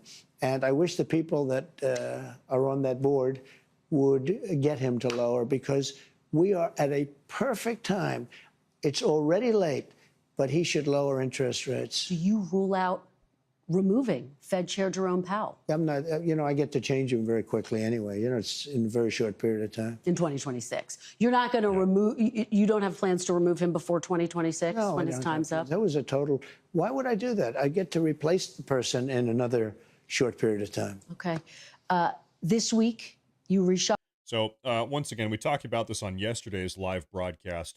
One of the ideas right now is that President Trump wants the Federal Reserve to reduce interest rates so that President Trump can refinance hundreds of billions of dollars worth. Actually, I think it's more like $7 trillion. $7 trillion is the number that's in my head. Anyway, so that President Trump can refinance trillions of dollars of American debt at a lower interest rate. Right now, check this out. We pay more in interest rate. We pay, how can I put this? We pay more servicing the interest rate on our debt than we do the actual debt itself. So we are getting bled dry by the interest rate that we owe, that we're paying on our country's national debt. So if we can refinance that debt at a lower rate, then we can actually technically refinance hundreds of billions of dollars out of our yearly deficit, which would be a huge success. So far, the DOGE has cut out $160 billion in federal waste and, wasteful spending in the federal budget. Imagine if President Trump could refinance $200 or $300 billion off of servicing our national debt. That would be hugely beneficial, and that's maybe something that he's trying to do by dropping these interest rates. Shuffled your national security team. Yeah. You moved National Security Advisor Mike Waltz to UN ambassador. Just to remind our viewers, Waltz, of course, started that unsecured text chain where sensitive information was shared. Mr. President, Clothes made in USA 30 years ago shipped manuf to slave labor countries. Quality way down and price way up. Good jobs in US gone. That's what bicoastal elites like this woman want. I'm sick of it. I'm happy to pay a bit more. Let me tell you something. If you guys want living, breathing proof right in front of you of why we need to bring back clothing manufacturing specifically back to the country, look at this. You see that? Look at that. This shirt was made in China, and it is literally falling apart. It's falling off of my body. I'm wearing rags and tatters. It's all tattered because it's made in China. If this shirt here had been made in America, that never would have happened. This shirt would be beautiful and pristine right now. So you're right. We need to bring it back. was that move a punishment? No, I just think he'll do a nice job in the new position. Marco's doing an outstanding job. Now, Marco won't keep, Marco's very busy doing other things, so he's not going to keep it long term. We're going to put somebody else in. But I think Mike was, as you know, he's a fine guy, and I think he'll do a very good job. Knows the countries, knows leadership, and I think he'll do a very good job at the United Nations. And in the meantime, Marco's really doing something special, and it's going to work out very well. We're hearing some potential names. Stephen Miller's name, one of your longtime, most loyal aides. His name has been talked about as a potential national security advisor. Is he someone you're looking at? Well, I'd love to have Stephen there, but that would be a downgrade. Stephen is much higher in the totem pole than that, in my opinion. Can you tell us who the front runner is right now? I have a lot of people that want it. I will tell you, I have everybody calling. Everybody wants to be a part of this administration. So at some point, we'll, probably do that. There's a theory, Henry Kissinger did both. There's a theory that you don't need two people, but I think I have some really great people that could do a good job. So Secretary Rubio could continue to have both jobs He indefinitely? could, yeah, he could. But I think he even would like to probably see, because it is a little bit different. But in the meantime, he'll handle it. And I think Mike, if that goes forward, you know, he still has to get approved. But I think Mike will do a very good job at the United Nations. Defense Secretary Pete Hegseth, obviously also on that unsecure text chain, he was sharing sensitive information. Are you looking for a new Secretary of Defense? No, not even a little bit. No. Pete's going to. I got to say, you know that phrase, judge me by my enemies? These radical far-left progressives, they hate Pete Hegseth. They hate Hegseth more than they might hate Hegseth more than they hate Donald Trump. And so it makes me wonder, really it just makes me like Hegseth more, because I know I'm not a fan of these radical progressives. I think they're actively trying to ruin the country. So if it's like enemy of my enemy, hey, Hegseth, you're my best friend. You know, if those freaks over there, if they hate you, you've got to be a pretty good guy, because they are doing every single thing they can to destroy this guy's life and get him kicked out of the administration. Tony Houston. Buy U.S. made once or China 5 or more times. That, I think, is a lesson we have all learned at one point in our life. Yeah, that is true. That is 100% true. Thank you. Going to be great. His job is safe right now? We're doing a fantastic job against the Houthis, who like blowing ships up and watching them sink in the ocean. We're hitting them very hard. No, he's doing a very good job. His job is safe right now? Totally safe. Okay. Let's talk about the border. Okay. Let's talk about deportations. Border crossings are at their lowest level ever recorded. Is the border... Is that good? Is the border now secure? Yeah, it's really secure. That's great. It's absolutely Isn't that good? secure. When you say that, doesn't that just sound good? After being abused for years by an incompetent president that allowed people to pour through an open border, criminals from all over the world, murderers and insane people from mental institutions. You can call me a radical, call me a right-wing extremist. I don't even care at this point.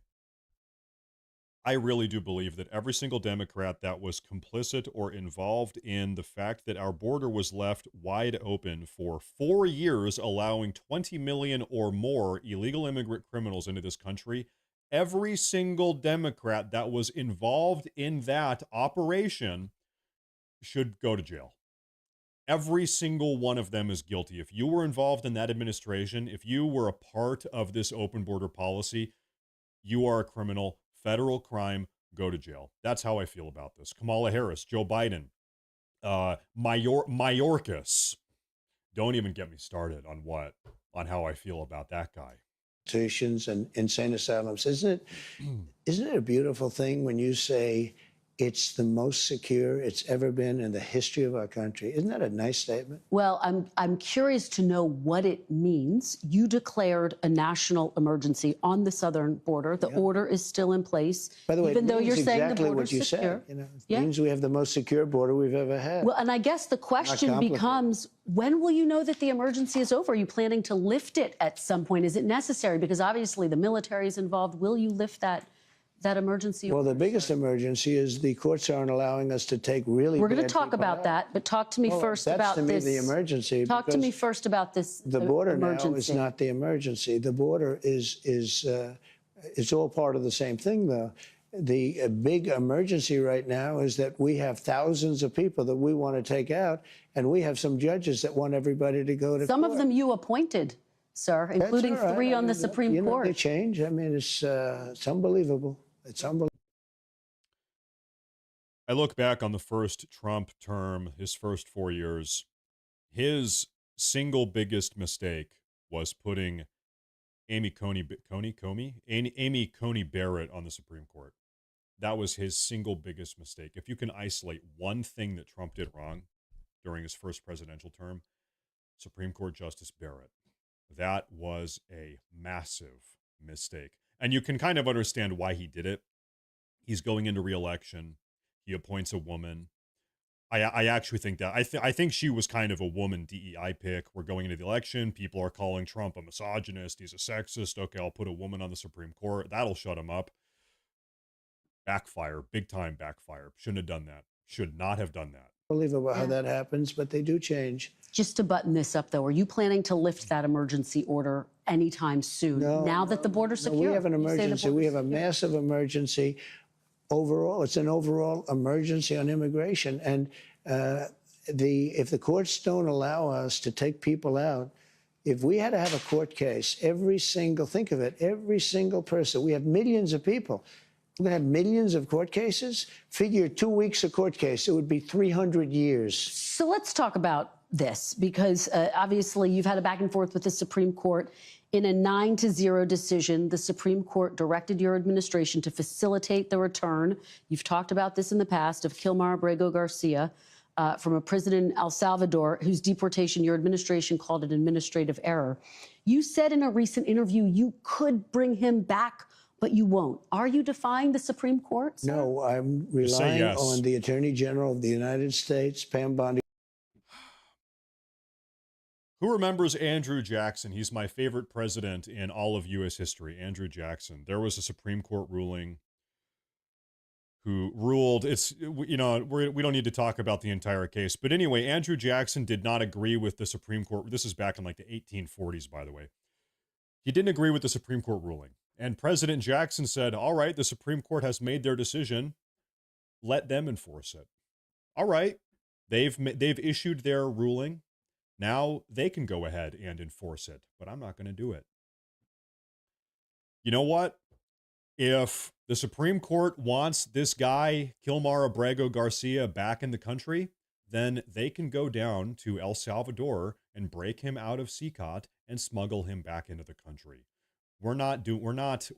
President Trump, the America First movement, is not in the business of smuggling illegal immigrant gang members back into the country after they've been deported. We're not doing that. Who's very capable, doing a great job, because I'm not involved in the legality or the illegality. I have lawyers to do that, and that's why I have a great DOJ. We have a great one. We had a very corrupt one before. Now we have a great one. And they're not viewing the decision the way you said it. They don't view it that way at all. They think it's a totally different decision. Well, you say you have the power to bring him back, though. Your attorney general says, quote, that's up to El Salvador. Just to put a fine point on this, do you have the power to bring Abrego Garcia back as the Supreme Court? Well, I have the power to ask for him to come back if I'm instructed by the attorney general that it's legal to do so. But the decision as to whether or not he should come back will be the head of El Salvador. He's a very capable man. Well, and your attorney general has said the issue is with that word facilitate. Will you seek clarification from the Supreme Court? Do you need to go back to the Supreme Court? We may do that. I was asking about that. We may do that. There are some people that say, bring him back, put him in trial, and you get him out right away, because you see what happened just this morning. Tapes came out, horrible tapes from his wife. You don't get much worse than that.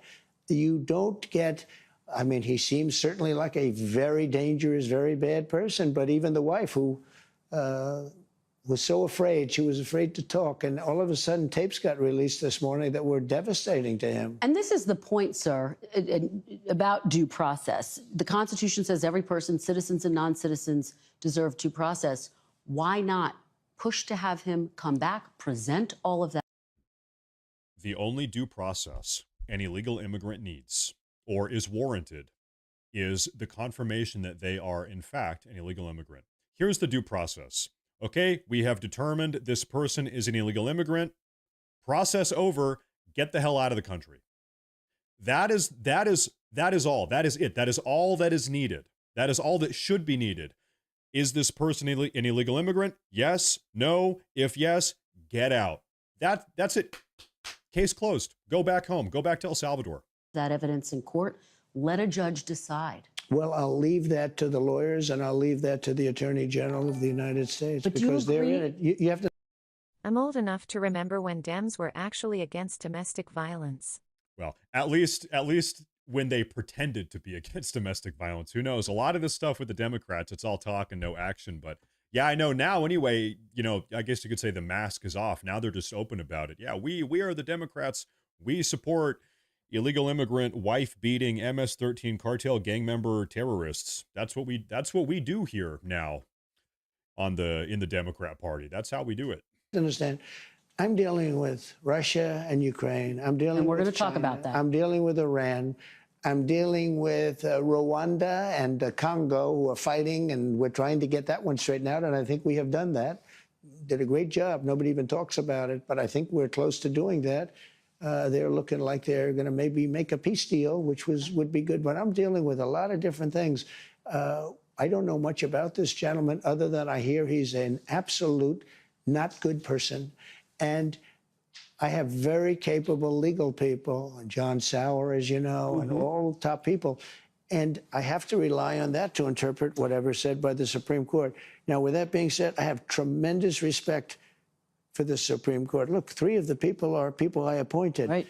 And I have great respect for the Supreme Court. And I would expect that the Attorney General will be doing the right thing.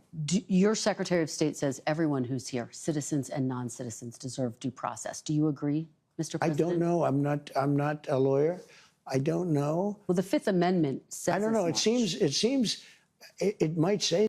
It says everyone in the country that is under the jurisdiction of the United States government. Illegal immigrants are not under the jurisdiction of the United States government because they are not in the country legally. Therefore, they don't get due process because they are not under the jurisdiction of the government.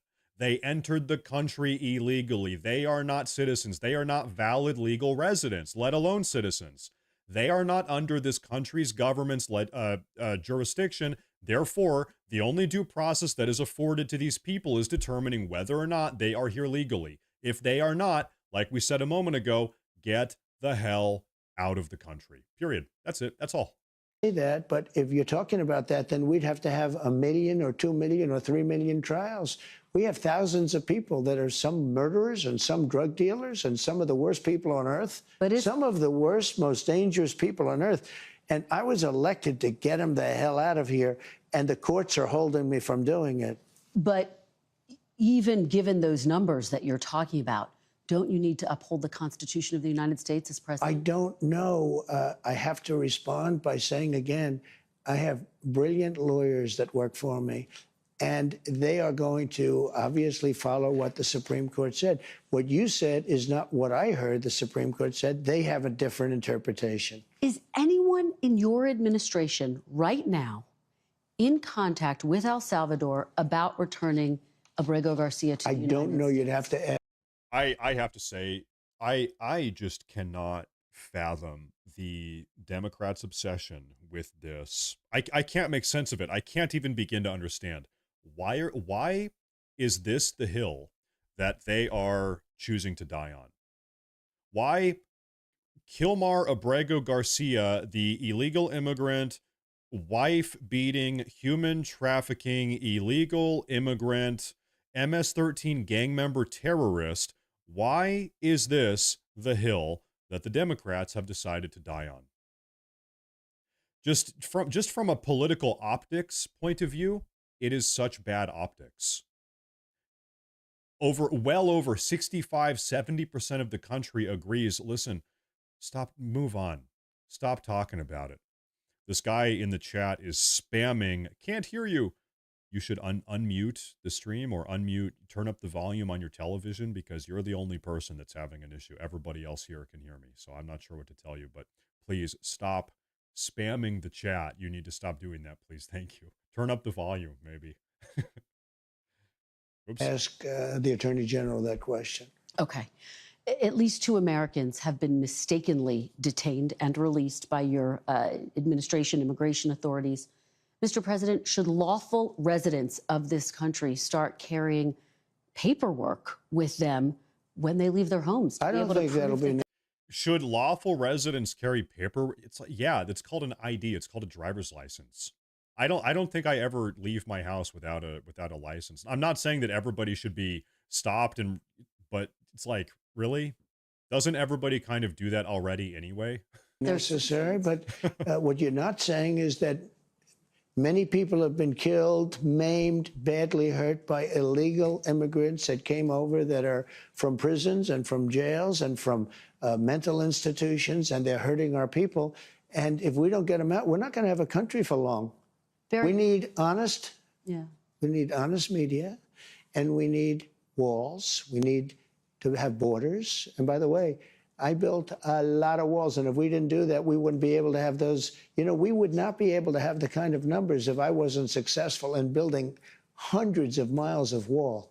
Very quickly, sir, the last time you and I spoke in December, you said that you would consider working on getting Dreamers legal status. Dreamers, of course, those who were brought here illegally as children. Where do those efforts stand? Is that a This might be a controversial opinion here. I don't really know.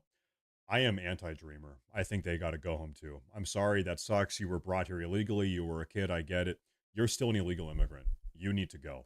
We are a country. We have laws. We have federal immigration legislation. You violated that. Your parents violated that. You got to go. Tough luck. You need to leave. priority for you? Well, it's not a priority for the Democrats because every time we talk about it, they don't want to talk about it because I guess they like it as a political issue, but they're not good at political issues because they still want to have men playing women's sports. Well, Republicans do control Congress right now, Mr. President. But the Are you Democrats going don't. to make Dreamers a priority? Well, you'd need for that, you would need to have support from Democrats, and we have no support from the Democrats. Have you had any discussions about Dreamers? Yeah, we've had discussions. We would do something. I'd love to put in beautiful immigration for everybody, but the Democrats don't want to approve anything. All they want to do is knock out a tax bill. We're trying to get approved right now, the biggest tax cut in the history of our country. And if it doesn't get approved, it's a 68% tax increase, and that's what the Democrats want. They want a 68% tax increase. It's rather incredible. And I do want to talk to you about your legislation, but let's talk about DOJ very quickly. DOJ has fired and then rehired thousands of federal workers, including FAA employees in charge of aviation safety, specialists working on nuclear weapon safety. What do you say to those who believe Elon Musk's chainsaw approach has jeopardized the safety and security of Americans? Well, he found $160 billion worth of fraud, waste, and abuse. I mean, I think he's done an amazing job. I think his people have done an incredible job. They're brilliant people. They know the computer. I actually asked him, what's their big trait? He said they're unbelievable at computers. In other words, you can't fake them out because these people are, in many cases, crooks. But it was fraud, waste, and abuse. They found your question should be asked a different way. Were certain things found? Yes. How much? $160 billion. Think of what $160 billion is. He found $160. He said he'd find $2 trillion. Well, we're not. He said he would find $2 trillion by midterms in 2026. It has been 100 days, lady. We've already found $160 billion. Not finished yet. Mm-hmm. We're not finished yet. Do you yet. think the work continues even though he's leaving? He said sure. He's leaving behind some very brilliant people. They were on television last night. They're super high IQ people. I like high IQ people. The Democrats don't have many of them. Let me ask you about some news that broke. You are threatening to rescind Harvard's tax-exempt status. Yeah. And yet directing the IRS to investigate and rescind a university's tax-exempt status is contrary to what's in the federal law. The law says you can't do this. Do you think you're following the law? Well, I tell you, I'm going to just follow what the lawyers say. They say that we're allowed to do that, and I'm all for it. But everything I say is subject to the laws being 100% adhered to. Are you willing to take this to court if it becomes a court fight? You're going to take it that far? We've won a lot of cases. I gotta say, it is pretty daring to try to take Harvard University to court, given that Harvard University is the premier law school in the country, maybe the world. So you're going up against literally the best of the best. But you know what? I think he probably has a good case. All right, let's talk about some of the other actions you've taken over the past 100 days. Last month, you directed your Attorney General, Pam Bondi, to review 2 people who you perceived to be your political adversaries. And yet you told me in December that you would not direct the Justice Department to investigate your political foes. What changed? Well, no, I just look at people, and I'm not directing anybody. They looked at these 2 people. They might have known it or they might have heard it from 2 years ago. One person said, he knew me so well. He was, I think, on CNN or MSDNC, but they're both failing networks here. I'm going to be honest. I wish he would just own it. Just say, yeah, you know what? The Democrats, the radical progressive left, have put me and my family and also half of America through hell. They have weaponized the justice system for 4 years in order to destroy the lives of my children, my wife, my kids, myself, America first, patriotic Americans. You can bet your ass we are going after our political rivals, because our political rivals, by the way, the radical progressive left, they are seeking to destroy this country. And so we're going to start with people like Adam Schiff and Hunter Biden and da-da-da-da-da. But we're just getting started, okay? We are working our way down the chain. Letitia James, we are working our way down the chain. These people for years had an ongoing concerted effort to weaponize our justice system and the Department of Justice itself during the Biden administration to destroy this country. Now it's time for a reckoning. That is what I would like him to say. Just go all in. Go all the way. Happy to know, even though one of them, I guess, is related to you in one form or another, although they're trying to cut him loose as fast as possible. But it was well known that this one person, it was almost like he was my brother. I don't even know who he is. Maybe he was there. Maybe he was in the Oval Office a few times as a surrogate for, somebody in some form of government, along with 25 other people that sat in the back of the room or stood in the back of a room. I have no idea who this guy is. And he's out there. And then he did a book called Anonymous. I think that's really subversion. I think it's spying. It's something really bad. But you passed an executive order calling for the Attorney General to investigate that. For a long time. And the other one said that the election was so wonderful. It was it turned out it wasn't a wonderful election. It was a corrupt election. Let me ask it this way, sir, because when we talked in December, I asked you, what is your message to people who didn't vote for you? Let me remind you of what you said. You said, I love you, and we're going to all work together. How does pursuing your political foes help to unify the country? Did I really say I love you? Listen, whether or not they are his political foes, if they committed a crime, they should be held accountable. This idea that President Trump's political foes are off limits is absurd. If they committed a crime, they should be held accountable. Very simple, point blank. In the same way that those very same political foes worked tirelessly for 4 years to hold President Trump and his family and his cabinet and us America First voters accountable for whatever crimes they accused us of. Okay, there was a 4-year-long witch hunt. I don't think I gotta be honest, Trump is like still, the way he's navigating this conversation, he's still kind of almost trying to play by their rules. He's trying to navigate this just say, you know what? Yeah. Whether or not they are my political foes, if they committed a crime, they will be held accountable. Trump, you don't need to try to, navigate around this. We're not going to be mad at you. We agree with you. These people should be prosecuted. Just own it. Accept it. Embrace it, President Trump. I don't think he needs to try to dodge this question. Really did. That's a direct quote. Yeah, I'm sure you're right, but I'd like to see. I promise I'll show it to you. I'll show you the tape. Look. How does that help to unify the country? I want to treat people fairly, whether they voted for me or not. I want to have a unified country. It's very hard because the media is so fake, including, like even the way you ask questions. Every question is asked in a negative vein.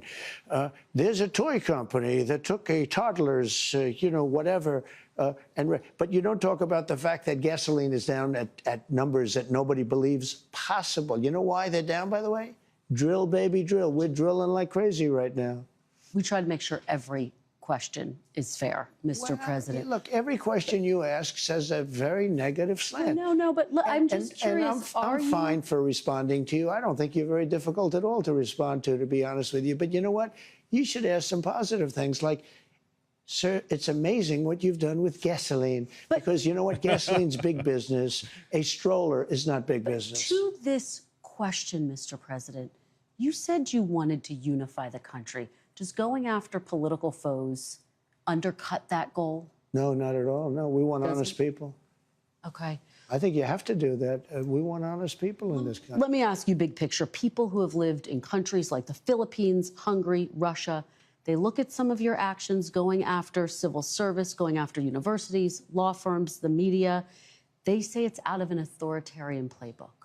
What do you say to those who believe you are taking the Who cares what they say? Who cares? We're making the country great again. We're putting America first. Who freaking cares what a bunch of radical progressive idiots have to say about what Trump is doing? Listen, this recent election in 2024, this was a national message. We don't care about what they are saying.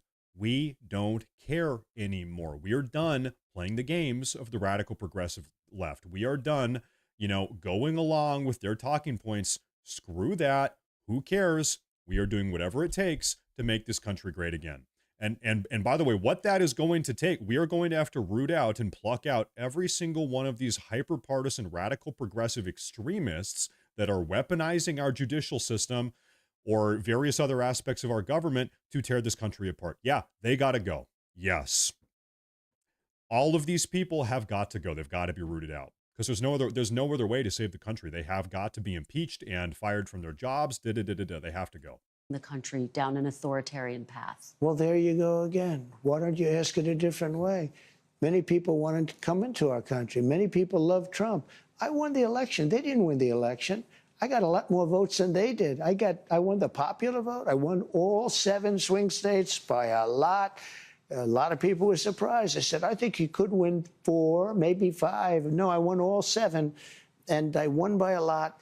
And I won, actually, I think there was a lot of hanky-panky going on, but it was too big to rig. That's the good news. It's too big to rig. But let me just say, so when you make these statements about, people say this, well, they had their chance at the election and they lost big. So you should ask the question differently. You should say, what about the people that want to be in this country? What about the people that love this country? But what do you say? I'm asking it on behalf of those people to give you a chance to respond to them. What do you say to those people, sir? Those people are going to be very happy. They're going to have to see some results. And I think we had a great 100 days. There are a lot of people that say it was unprecedented. It was an absolutely unprecedented 100 days. And I hope that they're going to be right. Do you see dissent as an essential part of democracy?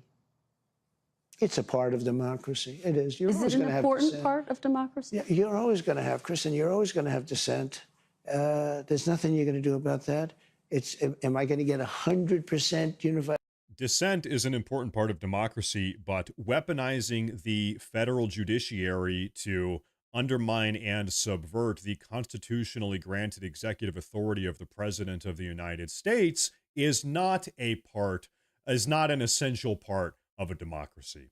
There is a little bit of a difference here, right? She's trying to kind of muddy the waters and throw all of this together. What's happening is not dissent. This is judicial tyranny. That's what this is. But it would be a strange place. I can't even imagine it where 100%. Look, you have people that are good people. Mm-hmm. They're very smart people. And they honestly believe we should have open borders and the entire world should be allowed to pour into our country. I think it's a 95-5 issue, but they believe it. They're not even bad people. Some of them are bad. You have people that honestly believe that men should be allowed to play in women's sports. Some of these people, I don't know any. I haven't been able to find any, but they exist. They say it's an 80-20 issue. I don't believe that. I think it's a 97-3 issue. Do you think people should have the right to criticize you without fear of reprisal? Absolutely, yeah, I do. That I do. And how do you square that? And I think that happens. How do you square that with the fact that you have passed these executive orders asking the Attorney General to look into some of the people who've criticized you, who've been harshest against you? I have been investigated more than any person in the history of the United States. If President Trump were this Hitlerian fascist dictator type of person that she is trying to describe him as, you're criminally persecuting or prosecuting whatever people that are criticizing you. I don't know if you guys have been on Facebook or on Reddit or if you've, gone on Twitter. There are a lot of people that criticize Trump. Still, there are radical progressives. There are Democrats in the country that there are channels here on YouTube. Their entire thing is they criticize Trump every single day. It seems like people are totally free to criticize Trump because I see a lot of criticism of Trump every single day on the internet, and they're doing it just fine. So this narrative that Trump is cracking down on anybody that criticizes him, he's a dictator, he's a fascist. What are you talking about? What are you talking about? Of America. I've been investigated more than the late, great, as I say at my rallies, Alphonse Capone. Alphonse Capone was a nasty man. He was the highest level gangster. And I have been investigated more than Al Capone, more than anybody. These people are evil people, and I won. And I'll tell you what, all I want to happen is for the Department of Justice and the FBI. Pam is great and Cash is great. I think they're two great people, but they're their own people. They want to do a fantastic job. And all I want to do and all I want to ask for is that they be allowed to do their job. I'm not telling them to do anything, and I believe I have the right to do it. I'm, in theory, the top law enforcement officer as the president. We went over this once before, and it turned out I was right. But I'm not looking to use that. We have two great people, and we have many, many incredible people under them. And I just want them to do their job and do it well. Let me ask you about something. I also want Kash Patel and Pam Bondi to do their job insofar as I want them to release the Jeffrey Epstein files. We talked about this a little bit earlier on in today's live stream. Release the files. Now, it seems at this point like they are probably never going to release the files. That's incredibly disappointing, but I wish they would do their job and release the Jeffrey Epstein files as they promised, as they said they would. Maybe they will someday, but it hasn't happened yet. I don't think you've been asked much about, which is you've branded your own cryptocurrency. The coin's value actually surged recently after you announced that top holders would be invited to have dinner. I don't even know that. What did it surge to? What did it surge to? Yeah, what's it worth? You might as well tell me, because I have no idea. Well, it surged. It surged. I will find it. Hold on one second. 5.2 or 58%. So 58%. To what number? That's not bad. 14.32. What? Huh? Billion? No, dollars per cryptocurrency. $1 billion? No. What's the? She has no idea. She has no idea at all what she is talking about. Number. I mean, what is the amount? The meme coin's value hit a peak of 75.35 on January. She just called it a meme coin. The meme. She has no idea at all what she's talking about. January 19th. That doesn't mean anything. And that's before your inauguration, and then it surged. Look, I'm in favor of crypto. Let me just ask you, what do you say to those who argue that when they hear that, that's worry the funniest you're profiting conversation from the ever. presidency? I'm not profiting from anything. I'm just, all I'm doing is, you know, I started this long before the election. I want crypto. I think crypto is important because if we don't do it, China's going to. Mm-hmm. And it's new. Mm-hmm. It's very popular. Mm-hmm. It's very hot. If you look at the market, when the market went down, that stayed much stronger than other aspects of the market. But I want crypto because a lot of people, you know, millions of people want it. I don't know if you know that Biden went after it violently, and then before the election, he changed his tune entirely. His head of the SEC, everybody changed their tune. You know why? Because there were hundreds of millions of people that are participating in crypto, and they wanted to get their votes. So you're not profiting off of the cryptocurrency? I haven't even looked. Has your family? I'll tell you what. Look, if I own stock in something, and I totally believe that someone came to him and said, "Hey, Trump, can we pay you $10 million to use your name on this cryptocurrency?" And he said, "Cryptocurrency? Yeah, sure, whatever. That's like Bitcoin, huh? Right? I don't know." And then he signed, yeah, $10 million. Yeah, sure. Signed it. I believe that is the extent to which he is involved in this cryptocurrency thing. I believe him. I doubt he even really knows all of the details of this situation. I just think he kind of sold his likeness to it as he's done that with other things in the past, right? I bet that's probably the situation here. do a good job and the stock market goes up, I guess I'm profiting. But who really profits is somebody like Nancy Pelosi, who uses inside information. She worked for $175,000 a year, and that's at the high end, and she's worth $150, $200 million. 260. Okay, you ought to look at Nancy Pelosi, and you ought to look at some of these politicians that are stone cold crooks. I was very wealthy when I came in. Being president, I probably cost me money if you really look. In fact, I do something that no other president has done. They think maybe George Washington has done. I contribute my entire salary to the government, back to the government. So And will I'm you doing it contribute again. anything you earn from crypto back to the government?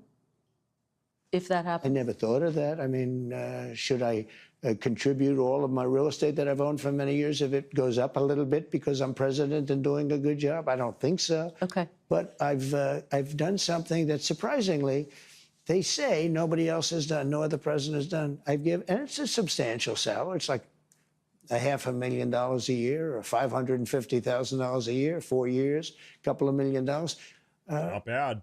I gave it to the government last time. I never got a story saying I gave it.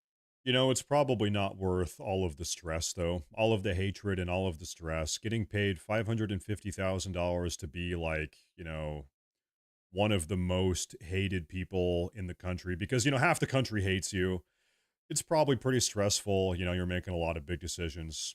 Is it worth $500,000? I don't know. I'd probably, you know, you'd have to pay me more than that, I think.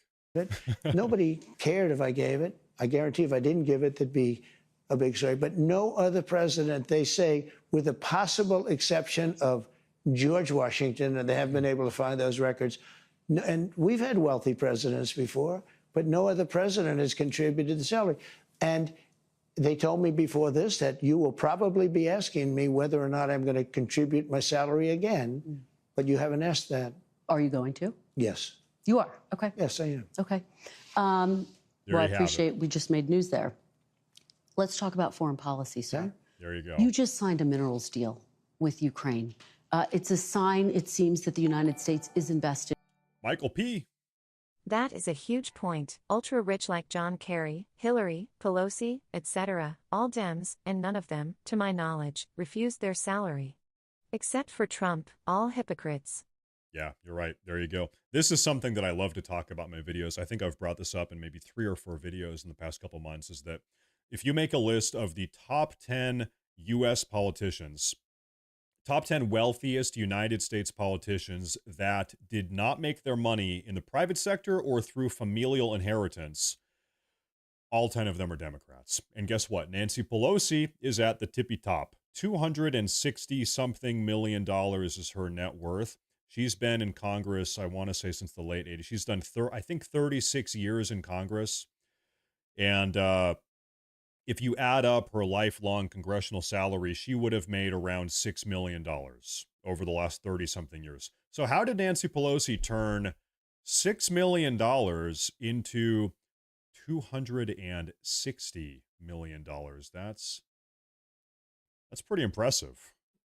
That's really impressive, actually. In Ukraine's future. The Secretary of State told me this is a very critical week. Are you any closer to reaching a peace agreement between Ukraine and Russia? I hope so. How would you characterize I do believe it? we're closer with one party and maybe not as close with the other, but we'll have to see. I'd like to not say which one we're closer to, but we did do a deal for the American people that was good. We were able to get rare earth. You know, the Europeans are getting paid back. They have a loan. We didn't. Biden just gave him $350 billion. He has no idea where the money is, what happened. And at least we'll, in one form or another, get our, I don't feel so foolish. And remember this is Biden's war. This was a war that was never going to happen if I were president. This is a horrible, horrible war. And I get to see shots of soldiers through, you know, satellite that are just so terrible. 5,000 soldiers are being, look, 5,000 soldiers a week on average are dying. They're not American soldiers, but I want to solve the problem. I'll tell you something, man. This is a terrible thing to say, but I mean, this is the world that we live in now. Just by scrolling Twitter or browsing the internet over the last couple of years, I have seen dozens, if not hundreds, of people in the Ukrainian war, Russians and Ukrainians, get blown up. Like, so many of these drone bombings are recorded and then uploaded to the internet. And so you see the drone coming in, it's got a bomb on it, and it lands on some Ukrainian soldier or some Russian soldier sitting in a ditch, and it flies in and it blows up. It's terrible. It's catastrophic. And by the way, I'm a 31-year-old guy. I have a brother. I have one brother. He is 26 years old. when I see these young guys, like I see myself, I see my brother. I always think of my brother. I'm like, what these guys, they're young white guys. They look like my brother sitting in a ditch in some Eastern European hellscape, just getting blown up by a $5 drone that was made in China. And then it's recorded and it's uploaded onto the internet, and then people are laughing at you as you get blown up in a ditch. Is this really the situation? And then you ask, what are they dying for? What's the point? What's the point in all of the death? What is the purpose of this? Is this really something that should continue going on? President Trump, here's the reality. President Trump is the only person that has a plan to stop the war. You'll have people on the left, they'll say, oh, Trump's deal is terrible, it's stupid, it's he's giving up territory to Russia or this or that. Okay, what's your alternative solution? Another million young men die in eastern Ukraine. They get blown up by $5 Chinese drones while they take a nap in a ditch in the mud, and then they die for literally no reason. Is that what you want? How many more people have to die before we decide that the war needs to come to an end and the Donbass is going to go to Russia and Crimea is going here and this is going there? How many more people need to die before we collectively come together and say, okay, enough young people in Ukraine. Okay, enough young Russians have died. It's enough. We've had enough. Now we can call it quits. It never should have happened. This disgusting dynamic of people on the left here in America, or even worse, people in Europe, various NATO members saying that Trump's plan is incompetent or he's working for Russia or whatever. Okay, what's your plan? What is your plan to stop all of the totally unnecessary death? Oh, you don't have one? Okay, shut up. They're Russian soldiers and they're Ukrainian soldiers. And if I can save 5,000 souls, I just love doing it. How long do you give both countries before you're going to walk away? Well, there'll be a time when I will say, okay, keep going, keep being stupid. When does that come? Are you close to it? Sometimes I get close to it and then positive things happen, okay? So I hope it gets done. Your close ally, Senator Lindsey Graham, has a sanctions bill against Russia. If you get to that point, Mr. President, where you're prepared to walk away, will you sign that sanctions bill? Well, it depends on whether or not Russia is behaving toward coming to a peace. We want a peace deal. We want Russia and Ukraine to agree to a deal. We think we're fairly close, and we're going to save a lot of people from being killed. We save a lot of money, too, because we're spending money like, Europe is spending a third of the money that we're spending. And it's more important for Europe than it is for us. Biden had no control. He just sent money over there willy-nilly. Nobody had any idea what was happening, why they were doing it. And over half of that money has just disappeared. Nobody knows where it went. Why they were sending it. And it was massive amounts of money. So you think you're close to a deal? What will Russia have to give up? Because Ukraine, there's been discussions they will have to give up some of the land. Russia will have to give up all of Ukraine because that's what they want. All of Ukraine, meaning they wouldn't keep any of the land that they've claimed? Russia would have to give up all of Ukraine because what Russia wants is all of Ukraine. And if I didn't get involved, they would be fighting right now for all of Ukraine. Russia doesn't want the strip that they have now. Russia wants all of Ukraine. And if it weren't me, they would keep going. Do you know that the European Union leaders have asked me to call Putin so many times because he doesn't return their phone call? You posted on social media he might be tapping you along. Might be. Did you misread But you might him? be tapping me along, too, when you tell me how nice an interview this is going to be. So, Did you? I'm used to being tapped along. Did you in any way misread Vladimir Putin? Did I what? Misread him, now that you're saying that. I'll tell you about that in a month from now or 2 weeks from now. I have no idea. I can tell you this.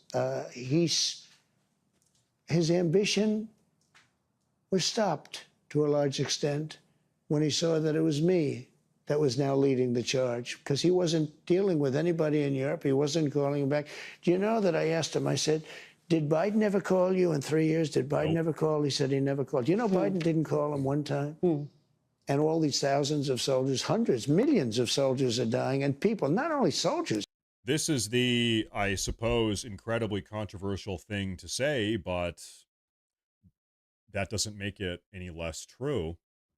It almost sounds sick. It's almost terrible to say, but it is true. This is the truth. Joe Biden, the American Democrat Party, the American progressives, and many Western European NATO countries wanted this war to happen. The American Democratic Party, Joe Biden administration, Kamala Harris, Joe Biden, and his entire cabinet, many Western NATO members in Western Europe were not just wanting this war to happen, they were complicit in helping make it happen. They helped make it happen. They wanted this war. And so when you say, oh, why did Joe Biden not call Putin to negotiate an end to the war for 3 years? That's weird. Why was there no negotiate peace talks? What happened? The answer is simple. It's because he didn't want the war to end. He wanted the war to continue. Many people wanted the war to continue. Dying in the cities and the towns, and the whole heritage of that country is being blown apart. I mean, the country's heritage is being blown apart. You know, the steeples, those beautiful spires that you see, you know, the most beautiful in the world? Yeah. Almost 95% of them are laying in smithereens, all broken up and so sad, laying all over the ground because they were shot. It's really a bad situation. And he didn't get one phone call from Biden. The war would have never started. And by the way, for 4 years, it didn't start. I was there for 4 years. It was the apple of his eye. This was the apple of Putin's eye. There was no chance he would have gone in. What's the red line for you? At what point do you say, that's it, we're walking away? Well, you'll know. I mean, there'll be a time when I may say that. And if I do, not there may be something I can't, maybe it's not possible to do. There's tremendous hatred, just so you understand. Kristen, we're talking tremendous hatred between these two men and between, you know, some of the soldiers, frankly, between the generals. They've been fighting hard for 3 years. Well, he's kind of hitting on this. Maybe he'll talk about it more here in a moment. It seems to be the case that Zelensky, the leader of Ukraine, doesn't have complete and total unilateral control over everything that the Ukrainian military does. He can kind of give guidance, but it seems like there are rogue actors, rogue generals operating in the Ukrainian military. The great Victor Davis Hanson recently said that not once had Biden ever lamented the deaths of these young soldiers. He said only Trump would say it. It's true. It's 100% true. I think there's been a concerted agenda to make this war happen for at least 2 decades. I think this has been a very slow creep, ultimately aimed at instigating a conflict in Eastern Europe just like this. And Trump is the first person to enter the picture and say, no, we're not doing this. We are not doing this. So thank God for that. Thank you, by the way. I think we have a very good chance of doing it. Very quickly, if you do walk away, would that mean that you would pull military and intelligence? I don't want to say that now. It's too early to say that. I don't want to get into that argument. Let's move on to Canada.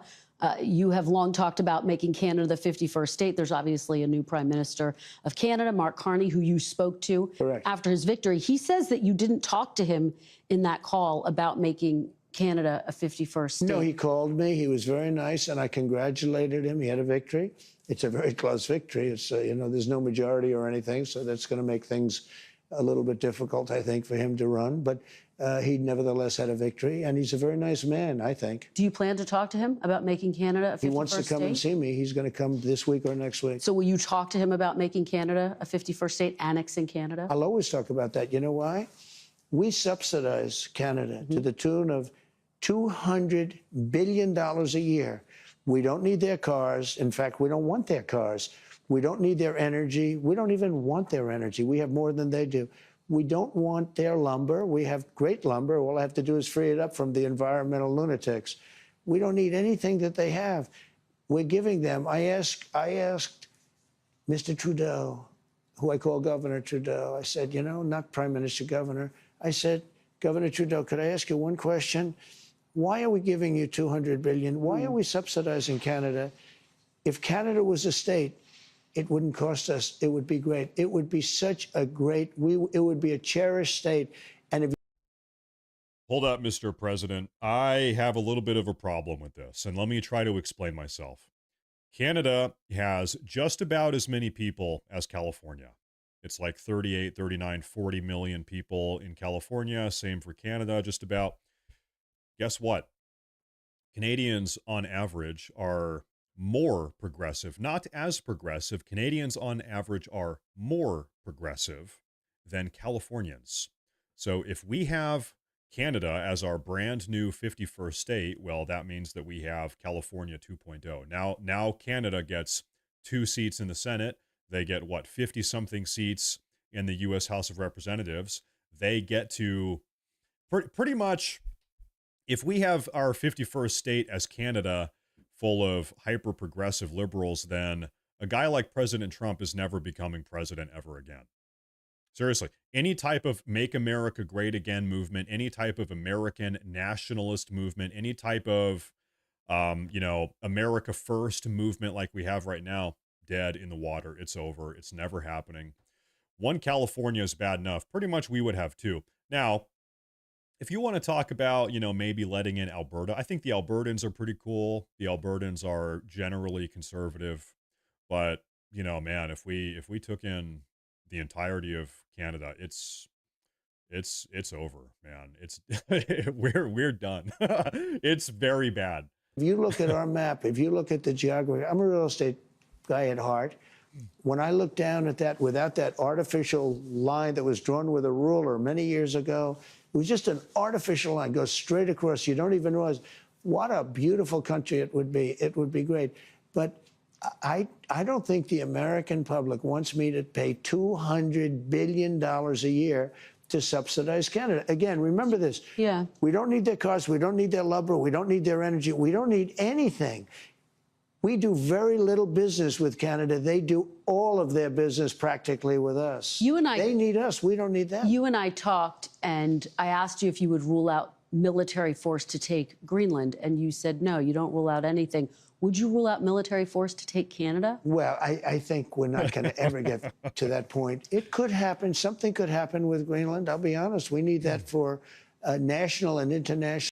Now, real quick, I'm forgetting the exact term. Maybe the term is protectorate, territory, maybe territory. Anyway, we have, let's talk about Puerto Rico, for instance. So America technically owns Puerto Rico. If you live in Puerto Rico, you are technically an American citizen, but you don't get any congressional representation. You don't get a senator. You don't get House representatives. So if we wanted to give Greenland or even Canada the Puerto Rico treatment, where they're kind of like in the country, we bring them on board, they're American citizens maybe, but they don't get to vote. I know it's like maybe bad to say that, but listen, we cannot let Canadians vote in our elections. That's the thing that we need to be very clear about. So, if we have some other type of arrangement where, we exist mutually, but they cannot vote. If Canadians are voting in our elections, it is over. Now, I do think I really think it's in our best interest to have Greenland. I think it's in our best interest to have the Panama Canal. If you really kind of zoom out and look at the big picture here, every single thing that Trump, well, almost every single thing that Trump is doing geopolitically and also economically, what is the end goal? What is the end goal of many of President Trump's tariffs? What is the end goal of what Trump is talking about with Canada, with Greenland, and the Panama Canal? All of these maneuvers are strictly anti-China maneuvers. So for the last couple of years during the Joe Biden administration, we've all been told that Russia is the enemy. Russia is this existential threat. Russia. I think the Trump administration has pivoted from Russia. Okay, maybe Russia is not as much of a threat as we have been told to believe. China is the threat. China is a big, big problem, both militaristically. They're taking their boats north of Canada through the North Sea Passage, around Greenland. Right now, China has submarines on our eastern seaboard because they've been able to covertly navigate them through the Northern Passage, because we are not monitoring that waterway because we don't have access to it. So the reason why Trump wants Panama, why does Trump want Greenland? Why does Trump want Canada? Why are we talking about putting tariffs on China? Trump very clearly, very obviously views China as a very serious problem. a very, very serious, massive problem that has to be nipped in the bud, so to speak. That is, if it's not already too late. Okay. So when we're talking about Panama, we're talking about Greenland, we're talking about the North Sea Passage north of Canada, we're talking about Canada, we're talking about tariffs. All of this, keep in mind, China, China, China. China is the problem. China is the enemy. China is who the Trump administration has dialed in on. That is the guiding principle. Stop China from doing whatever they're doing. That kind of makes sense. National security. But not I with think Canada? it's highly unlikely. I don't see it with Canada. I just don't see it. I have to be honest with you. Okay, but you don't rule it out for Greenland. And by the way, Canada, they spend less money on military than practically any nation in the world. They pay NATO less than any nation. They think we're subsidized. They think we are going to protect them. And really, we are. But the truth is, they don't carry their full share, and it's unfair to the United States and our taxpayers. But you are not ruling out military force to take Greenland. I don't rule it out. I don't say I'm going to do it, but I don't rule out anything. No, not there. We need that. We need Greenland very badly. Greenland is a very small amount of people, which we'll take care of and we'll cherish them and all of that.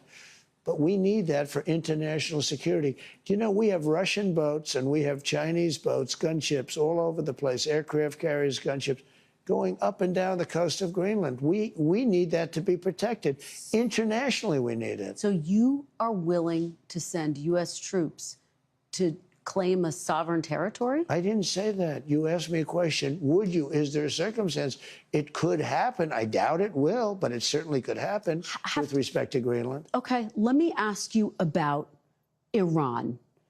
Your administration has had conversations with Iran. Is the goal of these talks limiting Iran's nuclear program or total dismantlement? Total dismantlement. That's all you'll accept? That's all I'd accept. Okay. Now, there's a new theory going out there that Iran would be allowed to have civilian, meaning to make electricity. But I say, you know, they have so much oil, what do they need it for? But, you know, I've seen it with other states where they're looking to do something and they have a lot of oil. Iran has tremendous energy. You know, I put sanctions, if you know that. I put pretty strong sanctions on 2 days ago on the oil. The sad part is that if Biden didn't get involved, if we had a competent president, you would have never had the attack on Israel. October 7th would have never taken place. Hamas would have had no money because Iran was broke. And now, in a period of 4 years during the Biden administration, they became very rich. They have over $300 billion cash in the bank. And they had no money. They were ready to make a deal with me. And it's very sad. Because of this rigged election, they...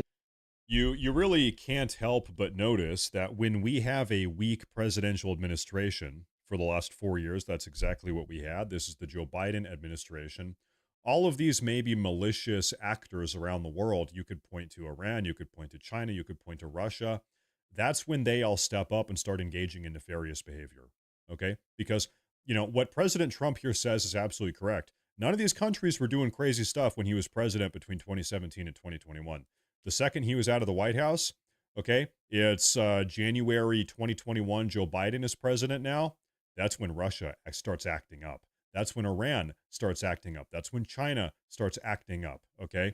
This is the truth. Weak American leadership has caused, I don't know what, millions of lives and maybe trillions of dollars. Big problem, globally, massive problem. They didn't do it. Just another thing you can mark down to a bad election. It's interesting what you're saying, though, because Secretary Rubio has said that he would accept, or the idea is there is an openness to accepting peaceful civil nuclear programs. Well, that's what people, I didn't say anything contradictory. I said that people are talking about that, and this is something that's really pretty new in the dialogue.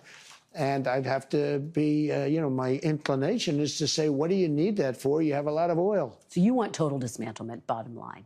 I think that I would be open to hearing it. You know, civilian energy, it's called. But, you know, civilian energy often leads to military wars. And we don't want to have them have a nuclear weapon.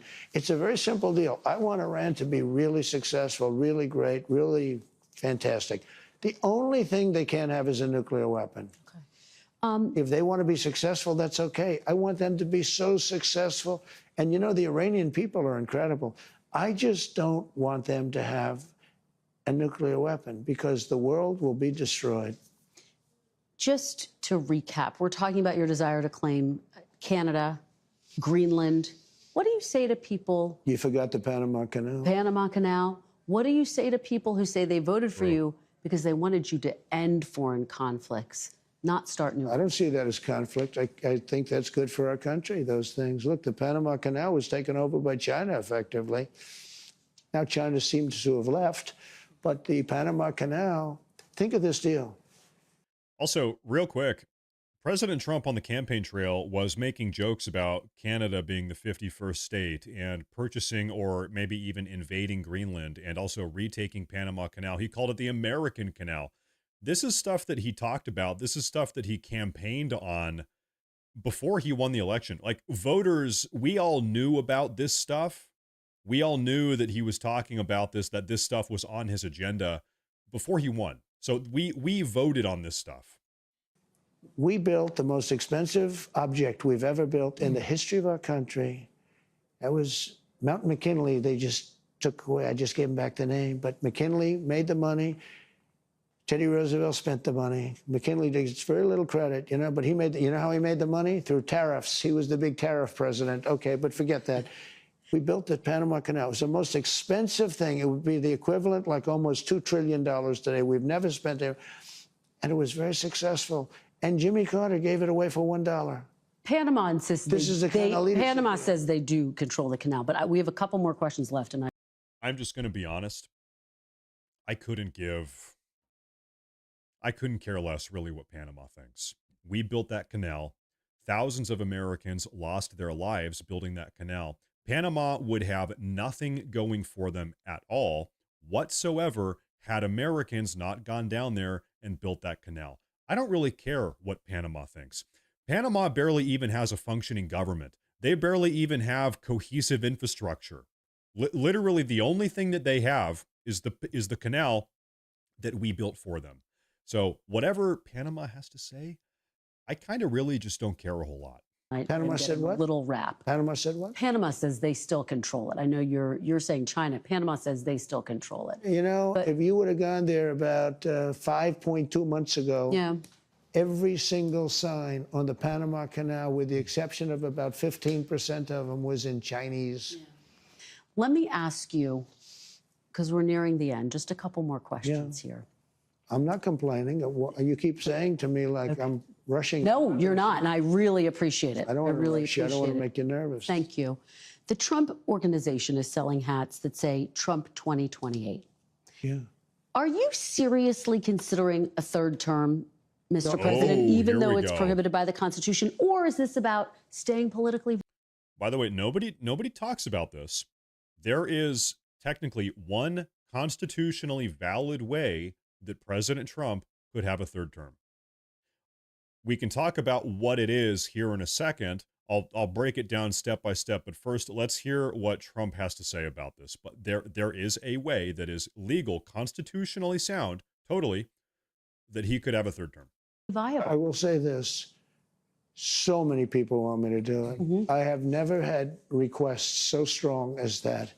But it's something that, to the best of my knowledge, you're not allowed to do. Mm-hmm. I don't know if that's constitutional that they're not allowing you to do it or anything else, but there are many people selling the 2028 hat.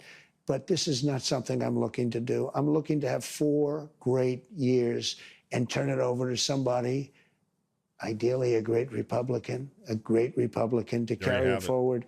But I think we're going to have 4 years, and I think 4 years is plenty of time to do something really spectacular. The Constitution does prohibit it. Some of your allies are pretty serious about this, though, Mr. President. I've spoken. The Constitution prohibits someone from running for the presidency if they have already been a president twice in the past. And so, by the way, some people will say, oh, well, what if he was vice president and then his president stepped down and then he circumvented that by becoming vice president? Not allowed. Okay, so Trump could not run as a vice president and then step up and become president. That's not how you do it. Because technically that's still running. That is not allowed by the Constitution. But let me break down the way that Trump could become president again. Okay. If Trump has 2 diehard Trump loyalists run and win the election Person A, person B, they are Trump loyalists, president, vice president. They win the election. They become president and vice president. Okay, so now you have those two people, president, vice president. What can happen then is Trump could be appointed as Speaker of the House. So, by the way, you don't need to be a Republican congressional representative in order to be appointed to be the Speaker of the House.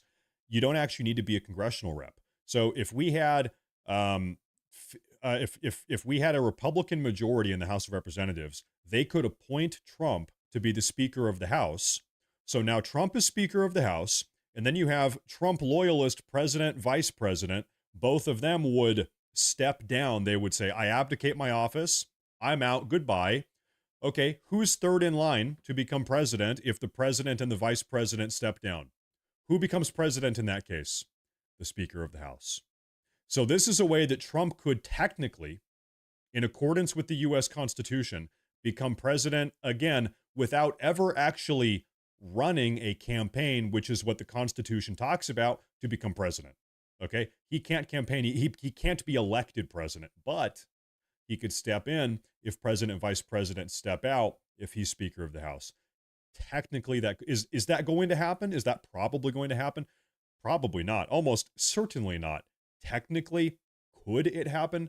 Yeah, technically it could happen. But one of those weird technicality things. Yeah. Oh, by the way, Ankh, gifted some memberships. Thank you very much. I appreciate that. Thank you very much. To them, they say they are coming up with potential ways. Well, Obviously, the biggest one would be a constitutional amendment. That's because they like the job I'm doing, and it's a compliment. It's really a great compliment. Has anyone approached you, though, with an actual plan, a way to actually start the process Well, there are of a ways of doing constitutional it. amendment? There are ways of doing it, and you know the same thing. And if you look at the vice presidential thing, and you hear different concepts and different other people say you can have a write-in vote. There's lots of different things. With all of that being said, I want to be a great. I'm gonna tell you something. So the way that I just explained is quite literally, outside of passing a constitutional amendment, this is the only way that he could become president again. It's the Speaker of the House route. I've never heard anyone in the Trump administration say what I just said. He talked about the write-in vote. He talked about vice president thing. Very clearly, those are non-starters. If you just go read the Constitution, it's not going to work. So maybe I'm getting a little bit conspiratorial. I'm thinking the fact that nobody in the Trump administration is talking about the strategy that I just laid out. My conspiratorial brain, I'm thinking, are they going to do that? Is that what they're going to do? And they just don't want anybody talking about it yet? Maybe I need to shut up. Maybe I need to stop talking about it. Maybe Trump doesn't want people like me talking about that Speaker of the House strategy, because they don't want the Democrats trying to, campaign on that going into midterms or something like, I don't know, maybe I need to shut up. But really that is constitutionally the only valid way that he could become president again. And by the way, Cav Viper, thank you very much. Thank you. Great president. I will have served. Hopefully, everything will go well. I feel very good. I just did a physical. I took, unlike all other presidents, I took cognitive tests and I aced it. I got 100% correct. And one doctor said, there were numerous doctors watching. And he said, I've never seen that before. Biden didn't take a cognitive. He couldn't have gotten the first question right. But I came out great with the physical, both physically and mentally. And I just want to serve, do a great job. I'll be an 8-year president. I'll be a 2-term president. I always thought that was very important, to be honest with you. You know, if you look at President Polk, he was a 1-termer and he did some great things, actually. Pretty good president. President Polk is honestly probably like a top 5, I don't know, maybe top 7 or top 8 president. President Polk, the point is, President Polk is very underrated. He was a 1-term president. He was one of the best. Polk is not treated properly by American historians. Polk was a good president, very good president. And I'm not saying... For those of you that don't know, Polk was the president during the Mexican-American War. Polk oversaw our acquisition of Texas, of Arizona, of New Mexico, of Southern California. Polk invaded and conquered Mexico, the American flag was waving in Mexico City. He conquered all the way down. He defeated the Mexicans so thoroughly that we had American flags waving in the sun in Mexico City all the way down, halfway down the Mexican peninsula. And then we actually decided to just give it back to them. We decided, we actually don't want the northern half of Mexico. You can have it back, whatever. But we got Texas, New Mexico, Arizona, and Southern California. And then Polk, he won the Mexican-American War, and he retired. He said, I've done my job. That's all I wanted to do. My job was to destroy the Mexicans, pretty much. And then he retired. And then, fun fact, I think about 100 days later, after he resigned from the presidency, he passed away of natural causes. He died like 100 days after he left the White House. I guess it's one of those things, he his life purpose was to beat the Mexicans in a war, and he did that, and he resigned, and then 100 days later, he died. That was his mission. That was his life mission. Goodbye. Now he's up in heaven. Now he's up in heaven saying, what have you done to my country? Hey, I didn't win the Mexican-American War. I didn't do that so you guys could be overrun by illegal immigrants. You are disgracing my legacy. What are you doing? So he's probably disappointed right now, but you know what? Maybe we're building the wall. We're deporting all of these people. Border crossings are down 99.99%. So, maybe he's happy. Maybe these days he's happy up in heaven. Who knows? You can't do that, but there's something about being a two-term president that was very important to me. And just to put a button on it, has anyone in an official capacity presented you with, sir, here are some ideas by which you could actually get a constitutional amendment? Well, in a capacity of being a big supporter, many people have said different things, but I'm not looking at that. You haven't had official meetings about it? No. And just so you said, 4 years is a long time. I have almost 4 years. All of these things that we've done more than any president, and even you might admit that. Nobody's done the extent of the things that we've done. Nobody's done this in essentially a little bit more than 3 months. As they say, 100 days. I'm looking to do a great job as president and set the country on the right track, because if I didn't win, this country would have failed. We would have been a failed nation. You have built a political movement that has transformed the Republican Party. Industry. It's transformed the country, quite frankly. Political movement in history, MAGA. Make America great again. When you look to the future, Mr. President, do you think the MAGA movement can survive without you as its leader? Yes, I do.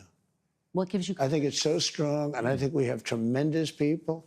I think we have a tremendous group of people. I really hope he's right. This is one of my biggest concerns. This should be one of your biggest concerns. What happens to the Republican Party after President Trump is done in presumably 3 years? Let's say he doesn't get a third term or whatever. Okay, so he's done in 3 years. What happens next?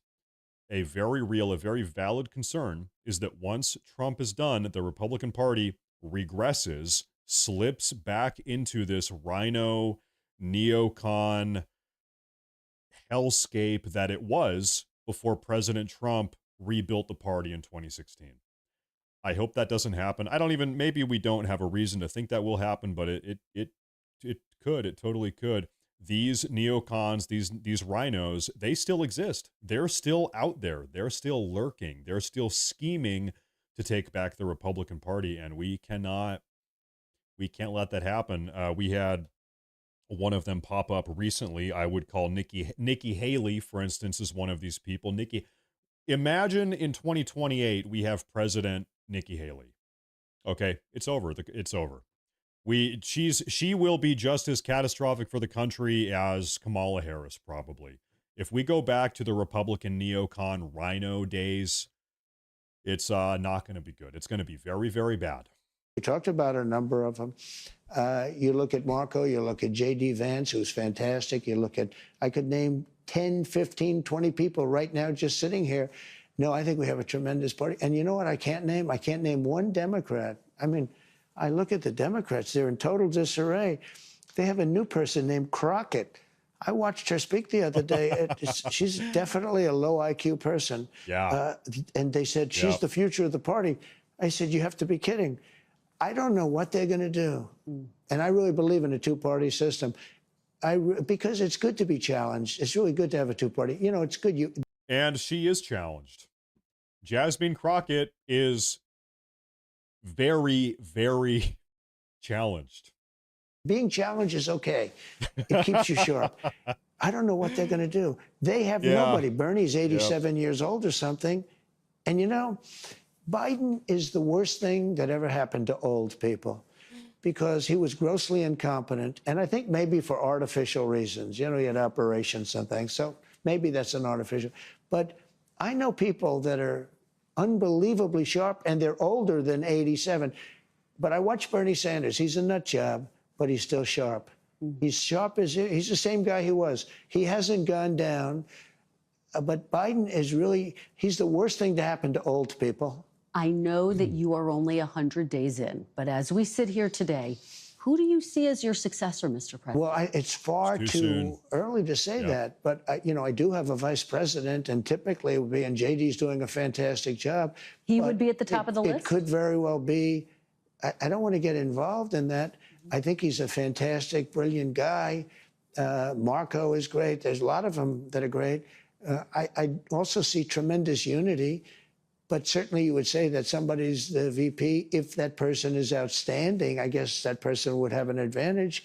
But I think the other people would all stay in unbelievably high positions. But, you know, it could be that he'd be challenged by somebody. We have a lot of good people in this party. Thanks for watching. Stay. Thank you. Whoa, look at this guy's head. Goodness gracious. Wow, what a head. He must be very smart. Anyway, you know, during that conversation about who is the next president, I don't have someone in my mind yet. You know, I talk about political stuff all day, but I don't have someone that I'm like, yeah, this is the go-to guy. I think Trump is right. We need to give it more time. We need to see how stuff plays out over the next 2.5 or 3 years. We got to give it some time. We got to give it time. Also, I think that probably whoever the Republican nominee will be is whoever can manage to get President Trump's endorsement. Trump has the golden touch. Whoever he, you know, anoints or endorses, that's probably going to be the presidential candidate. Michael P., thank you. Matt, thank you for a great first week of scheduled streams. It was fantastic. I know your subs are on a steady trajectory to the moon. Oh, thank you. You are a class act and gentleman. You and Trump are doing God's work. Stay strong. You know, I'm very blessed. I'm very lucky. Things have been going the way they have been going here on YouTube, covering political content for the last. I started in November, so what has it been? 7 months, something like that. I don't know. I can't count, but something like that. And you know, just 7 months ago, this YouTube channel had 40,000 subscribers because I was making some video game content. I was playing World of Warcraft. So if you go back on my channel, you'll find a bunch of World of Warcraft videos. And the channel had around 40,000 subscribers. Now in the last 7 months, we've gained over 430,000 subscribers covering political content. So I'm very lucky to have so many people like you tuning in, and all of the rest of you. Thank you all very much for the support over the last couple months. Really, really, it does. You know, I thought I had a nice job playing World of Warcraft on Twitch and being a video game streamer. Now now I really have a dream job. I'm covering political content, and I get to hang out with you guys and talk to you guys now during these live streams. So I'm very fortunate. I'm very blessed to have all of you guys tuning in. So thank you very much. Donette is a first-time viewer. Hi, Donette. Happy Sunday night. You know, I will tell you what, you might have noticed, I've really been hustling, okay? Now we're doing these Friday, Saturday, Sunday streams. I'm doing 2 or 3 videos a day. This afternoon, I was like, I am burned out. I need to take a break. So I think maybe tomorrow, I'm going to take kind of a day off, which means I might only have 1 video tomorrow. Normally on a Monday, I would do 3 videos. I think tomorrow's only going to be 1 video. I'm going to kind of take the day off. So what that means, however, what that means is that we can kind of hang out here for 10, 15, 20 minutes. If you guys want to hang out and talk, I think we're kind of like winding things down now. So we're done, you know, watching the video. But if you guys want to hang out, we can talk and we can kind of shoot the We can shoot it. we can shoot it, and we can just hang out a little bit. But yeah, I'm feeling a little bit overworked lately, so we can just hang out here for a minute. So let me pull up my live chat and let me take a look at you guys. Okay, so who's here tonight? It's been a great, like you said, I appreciate it. This has been a great first couple days of doing the weekend live streams. Now, so every Friday, Saturday, Sunday, 7 p.m. Eastern, we're doing streams just like this. So thank you guys. This is still things are still kind of experimental. We're kind of still getting used to things, but I appreciate you guys kind of bearing with me. Okay, let me take a look at chat. What type of motorcycle should a guy have at the first age of 72? You know what? I don't know about that specifically, but I'm not a motorcycle guy. I think I'm too scared to ride a motorcycle, honestly, but I've always liked Triumph brand motorcycles. I think the Triumph motorcycles look really cool, so I'll say Triumph. I guess I've never been a big Harley guy. I don't really think they look that cool, but Triumph motorcycles look very cool. So that's my recommendation, but I don't know anything about motorcycles. I'm the wrong guy to ask. You said hang out and the dog was like out. Look at this very cute German Shepherd back there. She's 9 years old and her name is Laika. Laika is her name. Hi, sweetie. Oh, look at her back there. What a very cute girl.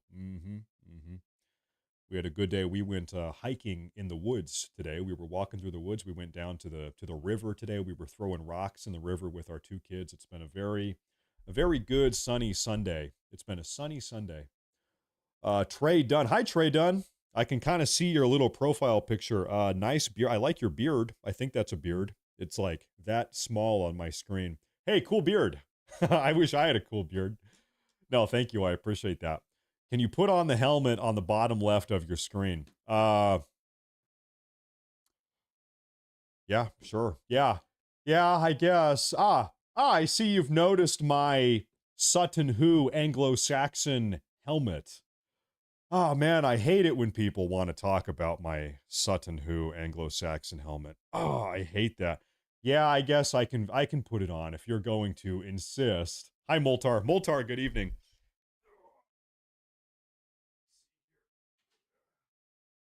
There.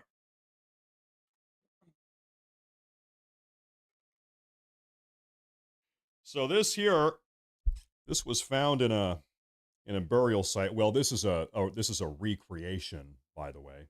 It's not the real deal. But anyway, this is the helmet that an Anglo-Saxon British king wore. It was found in his burial site. And I guess I can put this on. See here. I need a haircut. You ready? Hold on. I probably take my headset off. It's pretty cool, huh? I think so. Oh.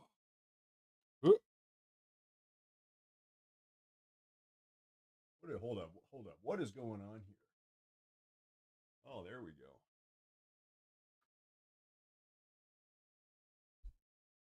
All right. What do you think? I feel like Darth Vader right now. It's a perfect fit. What do you think about that? I feel like I'm ready to go. I'm ready to go to war. We're ready. But anyway, it's actually very heavy. If I had to guess, this is probably like 10 pounds. I don't know. Anyway, pretty cool, huh? Yeah. Love the videos. So Ever that's thought that. about Yeah, I'm collabing ready with to other go raid. conservative I'm ready for YouTubers raid. like Devory That's my Darkins best or in Brandon slot Lehman? helmet. Anyway, Stu, let me take a look here. Love the videos. Ever thought about collabing with other conservative YouTubers like Devory Darkins or Brandon Lehman? You know, I've never spoken to either of those guys. I do follow Devory Darkins. Maybe I'm not sure who Brandon is. I'll check him out.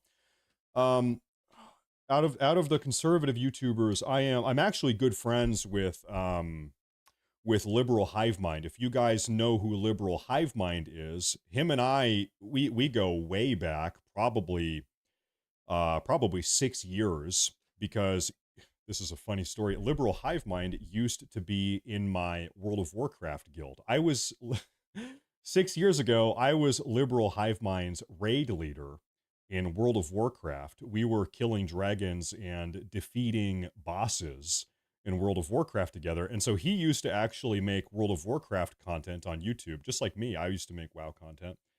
And then he transitioned over to doing political content 4 or 5 years ago.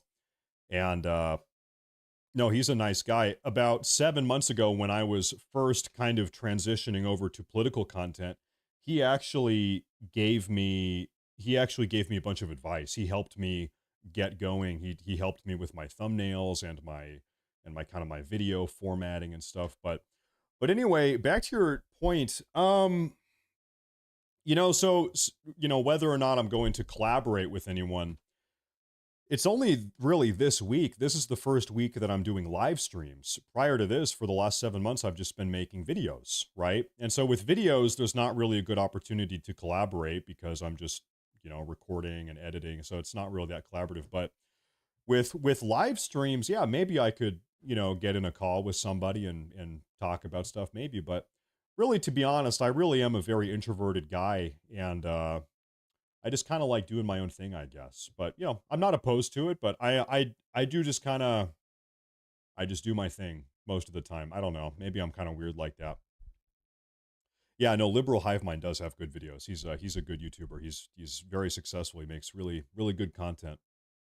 The Liberal Hive Mind. And he used to make very good World of Warcraft content also back in the day.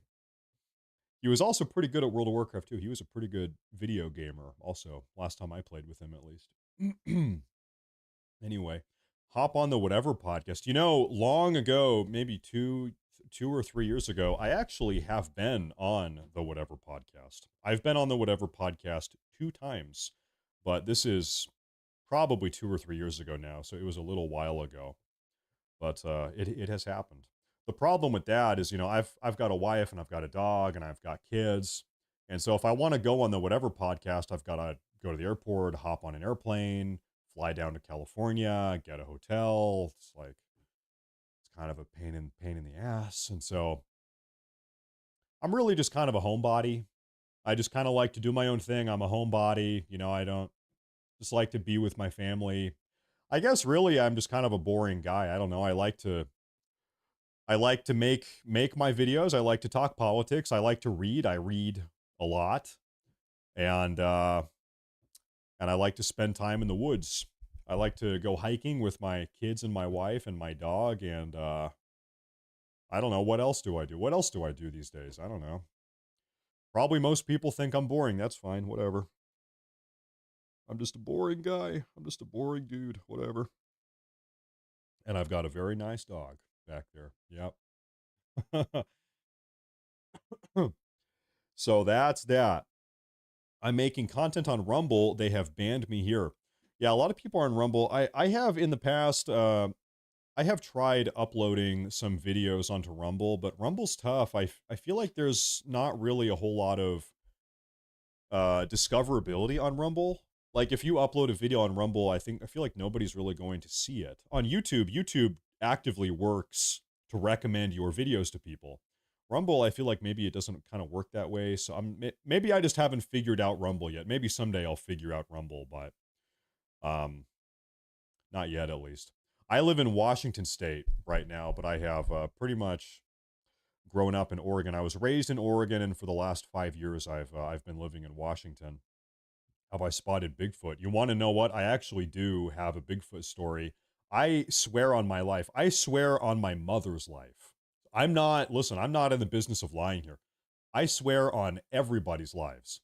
I have seen Bigfoot. Whether or not you think I'm insane, you call me crazy, I don't care. I have seen Bigfoot. I know I have seen Bigfoot. I have seen Bigfoot. And I know, a lot of people say, oh, well, you probably saw a bear. You probably saw a black bear or something.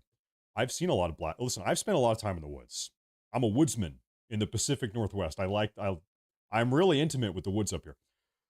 I've seen a lot of black bears. I've seen a lot of cougars in the woods. I've seen it all. I've only seen one Bigfoot. Okay, I have seen a Bigfoot. I swear on my life. Where did I see him? I saw Bigfoot in Southwest Oregon, just outside of Ashland. Ashland is a town kind of by Medford, Oregon. So if anybody is familiar with Oregon, go open up Google Maps. Right outside Ashland, Oregon. Bigfoot. I've seen him. I swear on my life. I saw him. It was during the night. Did it have a smell? If you want to hear the Bigfoot story, so I was camping. I was sleeping deep in the woods. I used to do a lot of I'd go hike out in the woods and I'd sleep in the woods. I'd make a shelter and I'd bring all my stuff with me. No tent, not at a campsite, like deep in the woods. And so I was out in the woods all by myself, and I was sleeping. It was a warm, sunny night, and the moon was out. So you know how if you're in the woods, you can kind of see at night if your eyes adjust, and if the moon is bright in the night, you can still kind of see stuff. So anyway, I was sleeping, and I woke up. I heard this noise. It almost sounded very mechanical, or it sounded like steam or pressure was being released out of a steam engine. Like, it sounded very heavy and steamy. Kind of like that. But it was something breathing. And I heard this over and over and over again. Something was breathing in that manner. Very steamy. That's like the best way I can describe it. And it was,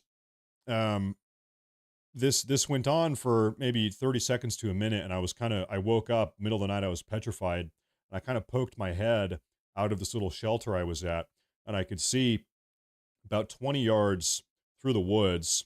The moon was actually above and behind this thing I was looking at. So it was very illuminated from the back. I saw this. I saw a Bigfoot. There's no other way. It was a Bigfoot. And it was standing there in the woods, paused, kind of like looking around, breathing. And that's what woke me up. I heard this thing breathing about 20 meters or 20 yards away. And I'm telling you, this was not, it looked humanoid, okay? Massive. I don't know, 9 feet tall, probably. It wasn't a bear. It wasn't an elk. I'm looking at this thing. I swear on my life, I have seen a Bigfoot. I don't know. So you might call me crazy. I don't know. It's funny because I'm not really an alien guy. I'm not an alien conspiracy theorist. I don't really think about aliens too much. But I'm telling you, I have seen a Bigfoot.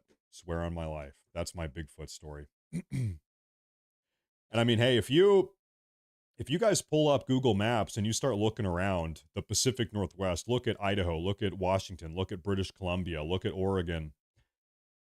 We've got some big forests. We've got a lot of very large forests that are just completely untamed, who knows, massive, for miles and miles and miles of pristine, never before touched, thick, dense forest.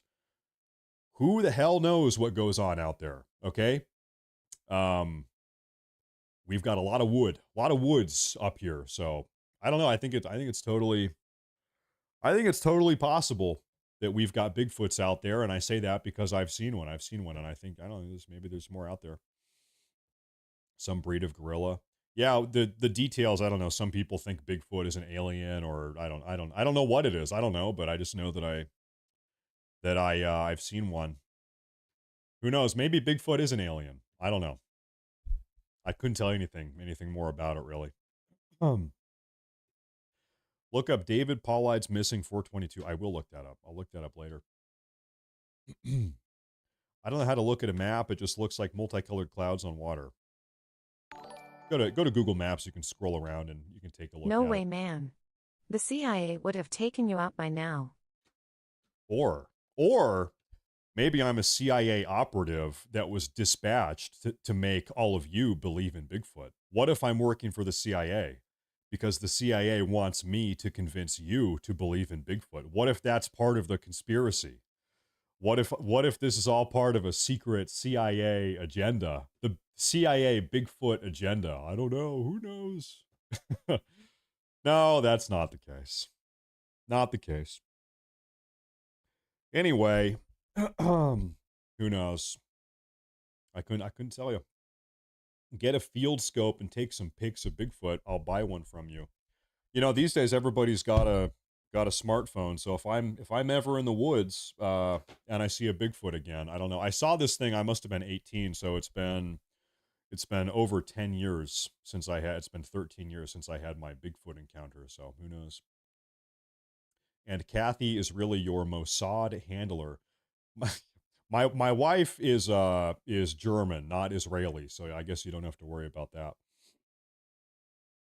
No, I don't. Regrettably, I don't have a handler. And the reason why I say regrettably is because I spend like 6 hours a day researching political topics and then writing, because I've got to write my videos. I've got to write my video script. So if I had a handler, it would make all of that easier. I don't have a handler. I have to do everything by myself. It would probably be easier if I had a handler, and then they could say, all right, here's what you're going to say. Here's what we're telling you to say today, Matt Morris. Make a video about this or whatever. The problem is I have to do it all myself. That's the problem. It's a big pain in the ass.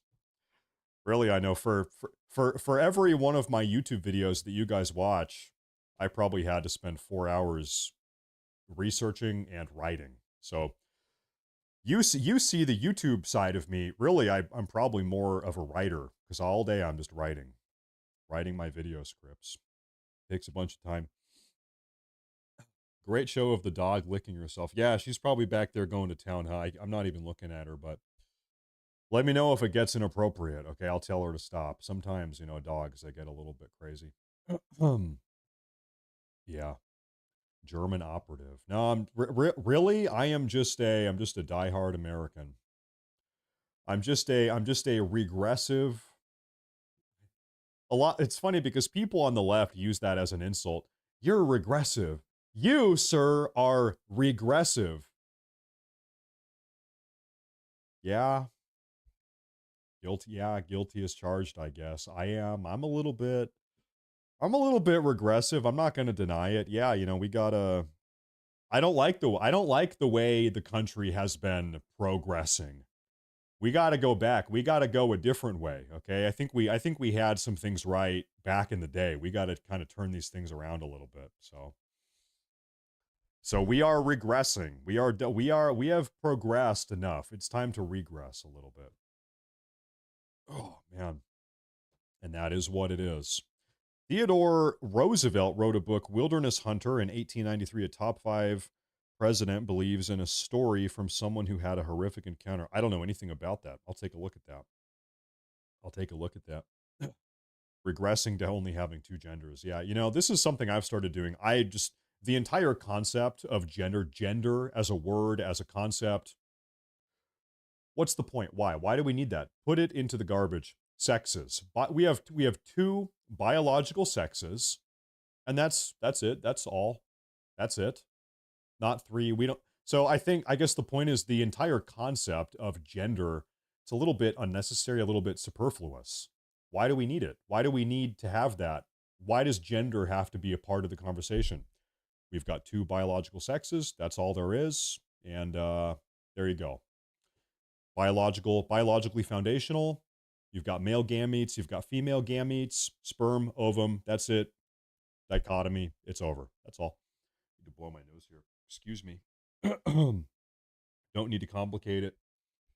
You know what's crazy is that if I would say that on Twitch, where I used to stream, I would be banned. I would be deplatformed for saying that on Twitch. Probably I would.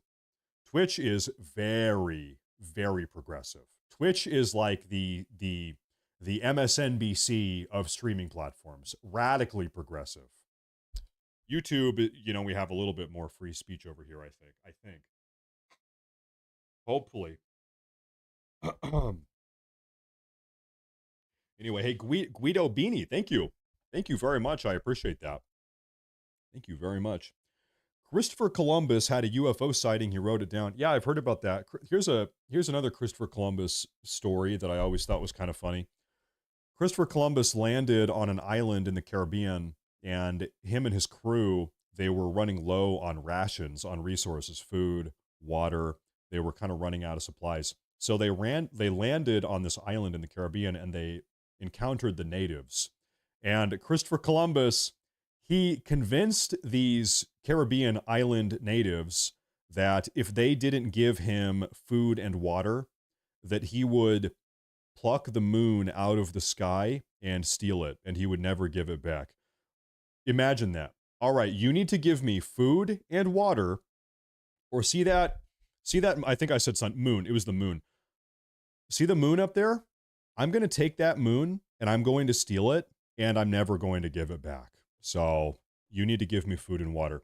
This guy, Robert Reeves, is in the chat saying AI. You're an AI. Listen, I'm not an AI. I'm a real human being. Sometimes I wish I wasn't, but I am. I am a real life human being person. I'm a real guy. Have you ever seen an AI with moves like this? Check out these moves. I'm a real guy. I'm down to, it's a Sunday night. I'm just kind of hanging out. Let me go get a drink. I need to get a glass of water and then I'll come back and we can keep hanging out for a couple minutes, okay? But let me get a real quick drink of water here.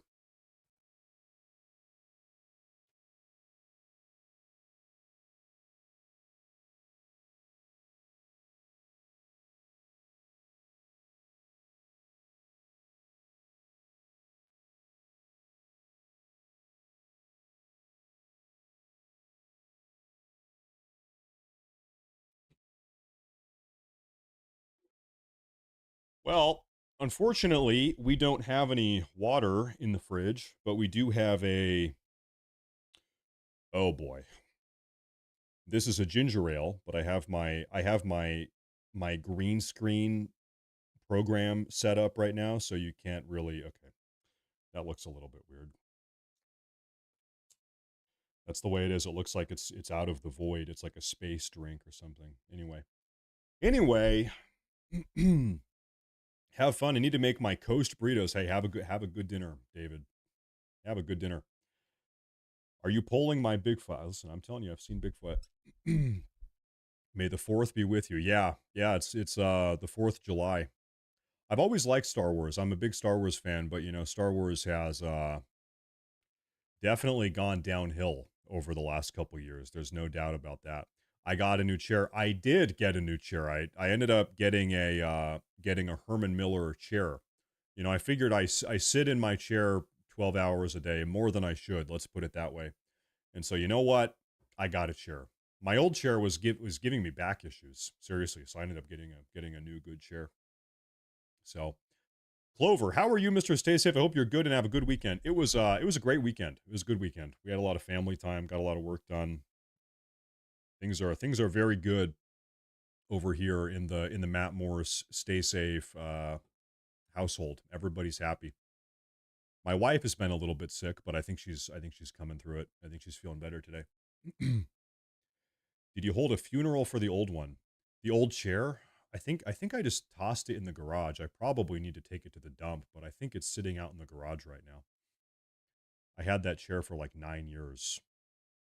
Listen, I've been married for 5 years. That chair is so old that an old girlfriend bought that chair for me for Christmas. Like 9 years ago, a girl I was dating for a couple months, she bought that chair for me 9 years ago. And long after we broke up, long after whatever, I continued to sit in that chair for 9 years. I think I only dated her for like 6 months also. So I got a lot of use out of that chair. I finally got rid of it. Oh my God, I thought he was an AI guy that talked. I didn't know, well, damn, he always sits in the same spot. Here, you ready? Can I show you something here?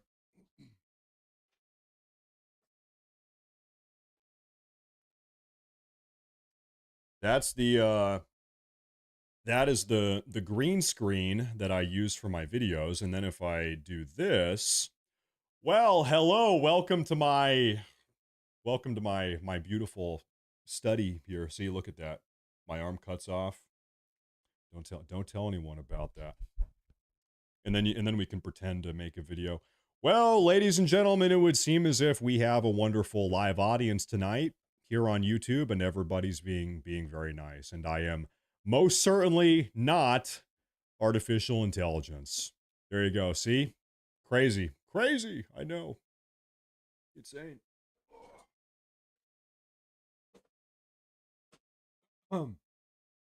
There you go. Ripped up. Yeah, I know. I need to buy a new. I can't afford one. I can't afford a new shirt. I need to make more YouTube videos. I can't afford a new shirt. Big time problem. Okay, about the Bigfoot story, I'm a believer, but your Sasquatch could have been an extra from the Ashland Shakespeare Festival, wandering around while tripping on mushrooms. You know, as far as I know, there weren't any festivals going on in the area, and I was like deep in the middle of nowhere, like deep in the woods, miles out in the middle of nowhere. But you never know. Could have been a crazy 9 foot tall hippie. Ashland, there are a lot of hippies in Oregon down in that area, so you never know. You never know. Oh, Connor's in the hi Connor. Yeah, Mother's Day is coming up. I need to get a present for my wife and for my own mother. I do. Hey, Ankh, thank you. Thank you very much. I appreciate that. Thank you. I need to figure something else. Has anyone ever told you that you have a radio voice? I have a radio voice and also a radio face. That's what I've been told. Hey, you've got a great face for radio. Yeah, thanks. Hey, thanks. No, that's funny. Thank you. See, there it is in the chat. You really have a radio face. Yeah, there it is in the live chat. Maybe I should put the helmet back on. Maybe I should wear the helmet in every one of the YouTube videos so I can conceal my identity. No,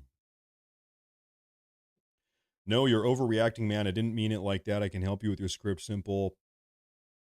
Easy, sorry, bro. Oh, helping me write video scripts? No, that's something I've got to do. That's all on me. That's my challenge to take care of. I don't think I could ever have anybody else write my video scripts for me. I got to do it. I'm starting to think you don't live in the mountains either. You know, I do not live in the, well, no, I wouldn't say I live in the mountains. I do live in the forest, very close to a big old forest, but I don't know, we're probably 20 minutes from a mountain. I don't know, who knows? Over here, there's mountains all over the place, so who knows? I'm a Morris. Hi, Mr. Morris. I'm a Morris. Don't tell anyone where you really live. Yeah, you're right. Although I think it's if someone really wants to know, I think it's probably pretty easy to figure out where I live, I guess. I don't know. Yeah, I feel like in the age of the internet in 2025, if somebody really wants to figure it out, they can probably do it. That's just the way that it is these days.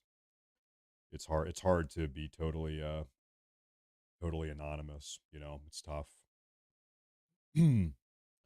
I thought he was AI given how his head bounces in the YouTube videos. Like that, like a bobblehead. No, it's really nice. So, you know, the difference between the videos and the live stream like this, the videos are very, of course, you know, I have a script. I'm much more prepared. I know what I'm going to say. I've got my script that I write and then I record it. And so the videos are much more serious than the live streams. The live streams are very kind of relaxed. We can take a load off. We can chill out a little bit. We can talk a little bit less to the point. And it's nice to kind of have both a little bit. In fact, these streams they're almost like a little break for me because, you know, the writing and recording and editing, it's a little bit more challenging than just kind of hanging out with you guys. The point is, it's nice. It's nice to hang out and relax a little bit on a live stream and I just talk to people a little bit. Little bit cozier. Yeah, no, I think, listen, this whole AI comment, I get this comment a lot. You know, a couple people per video, every video, I'll have a couple people say, "Are you AI? Are you AI? I don't know. Why is YouTube chat so delayed?" Well, I'll tell you, Troubles. So there are all different types of people tuning into the chat. About 45-50% of people tuning into this stream right this very moment are watching on a television. So, excuse me, people watching on a television, their broadcast is like maybe 15 or 20 seconds behind people that are watching on a computer. And then people that are on a mobile phone watching, they're also a little bit behind. So no, it is true. About half of the people that watch the YouTube videos and also tune into the live streams, they're, I guess, sitting on a couch in the living room on a television, which is kind of different for me, but yeah, there is a little bit of a delay. You know, we could actually conduct an experiment. I do need to get going here. All right. We're gonna conduct a final experiment for the day. I need everybody's help. Everybody pay attention, okay? So how am I gonna do this? I am going to verbally say a random number, and when you hear me say that number, I want you to type it in the chat and post it, okay? So that's how we're gonna do this. So here we go, and I'm gonna count how long it takes people to respond to that number. All right, so I'm going to say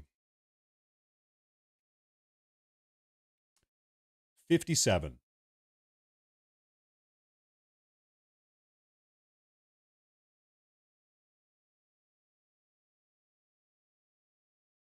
Okay, 8 second, 9, 10, 11, 12, 13, 14, 14, 15, 16, 17, 17.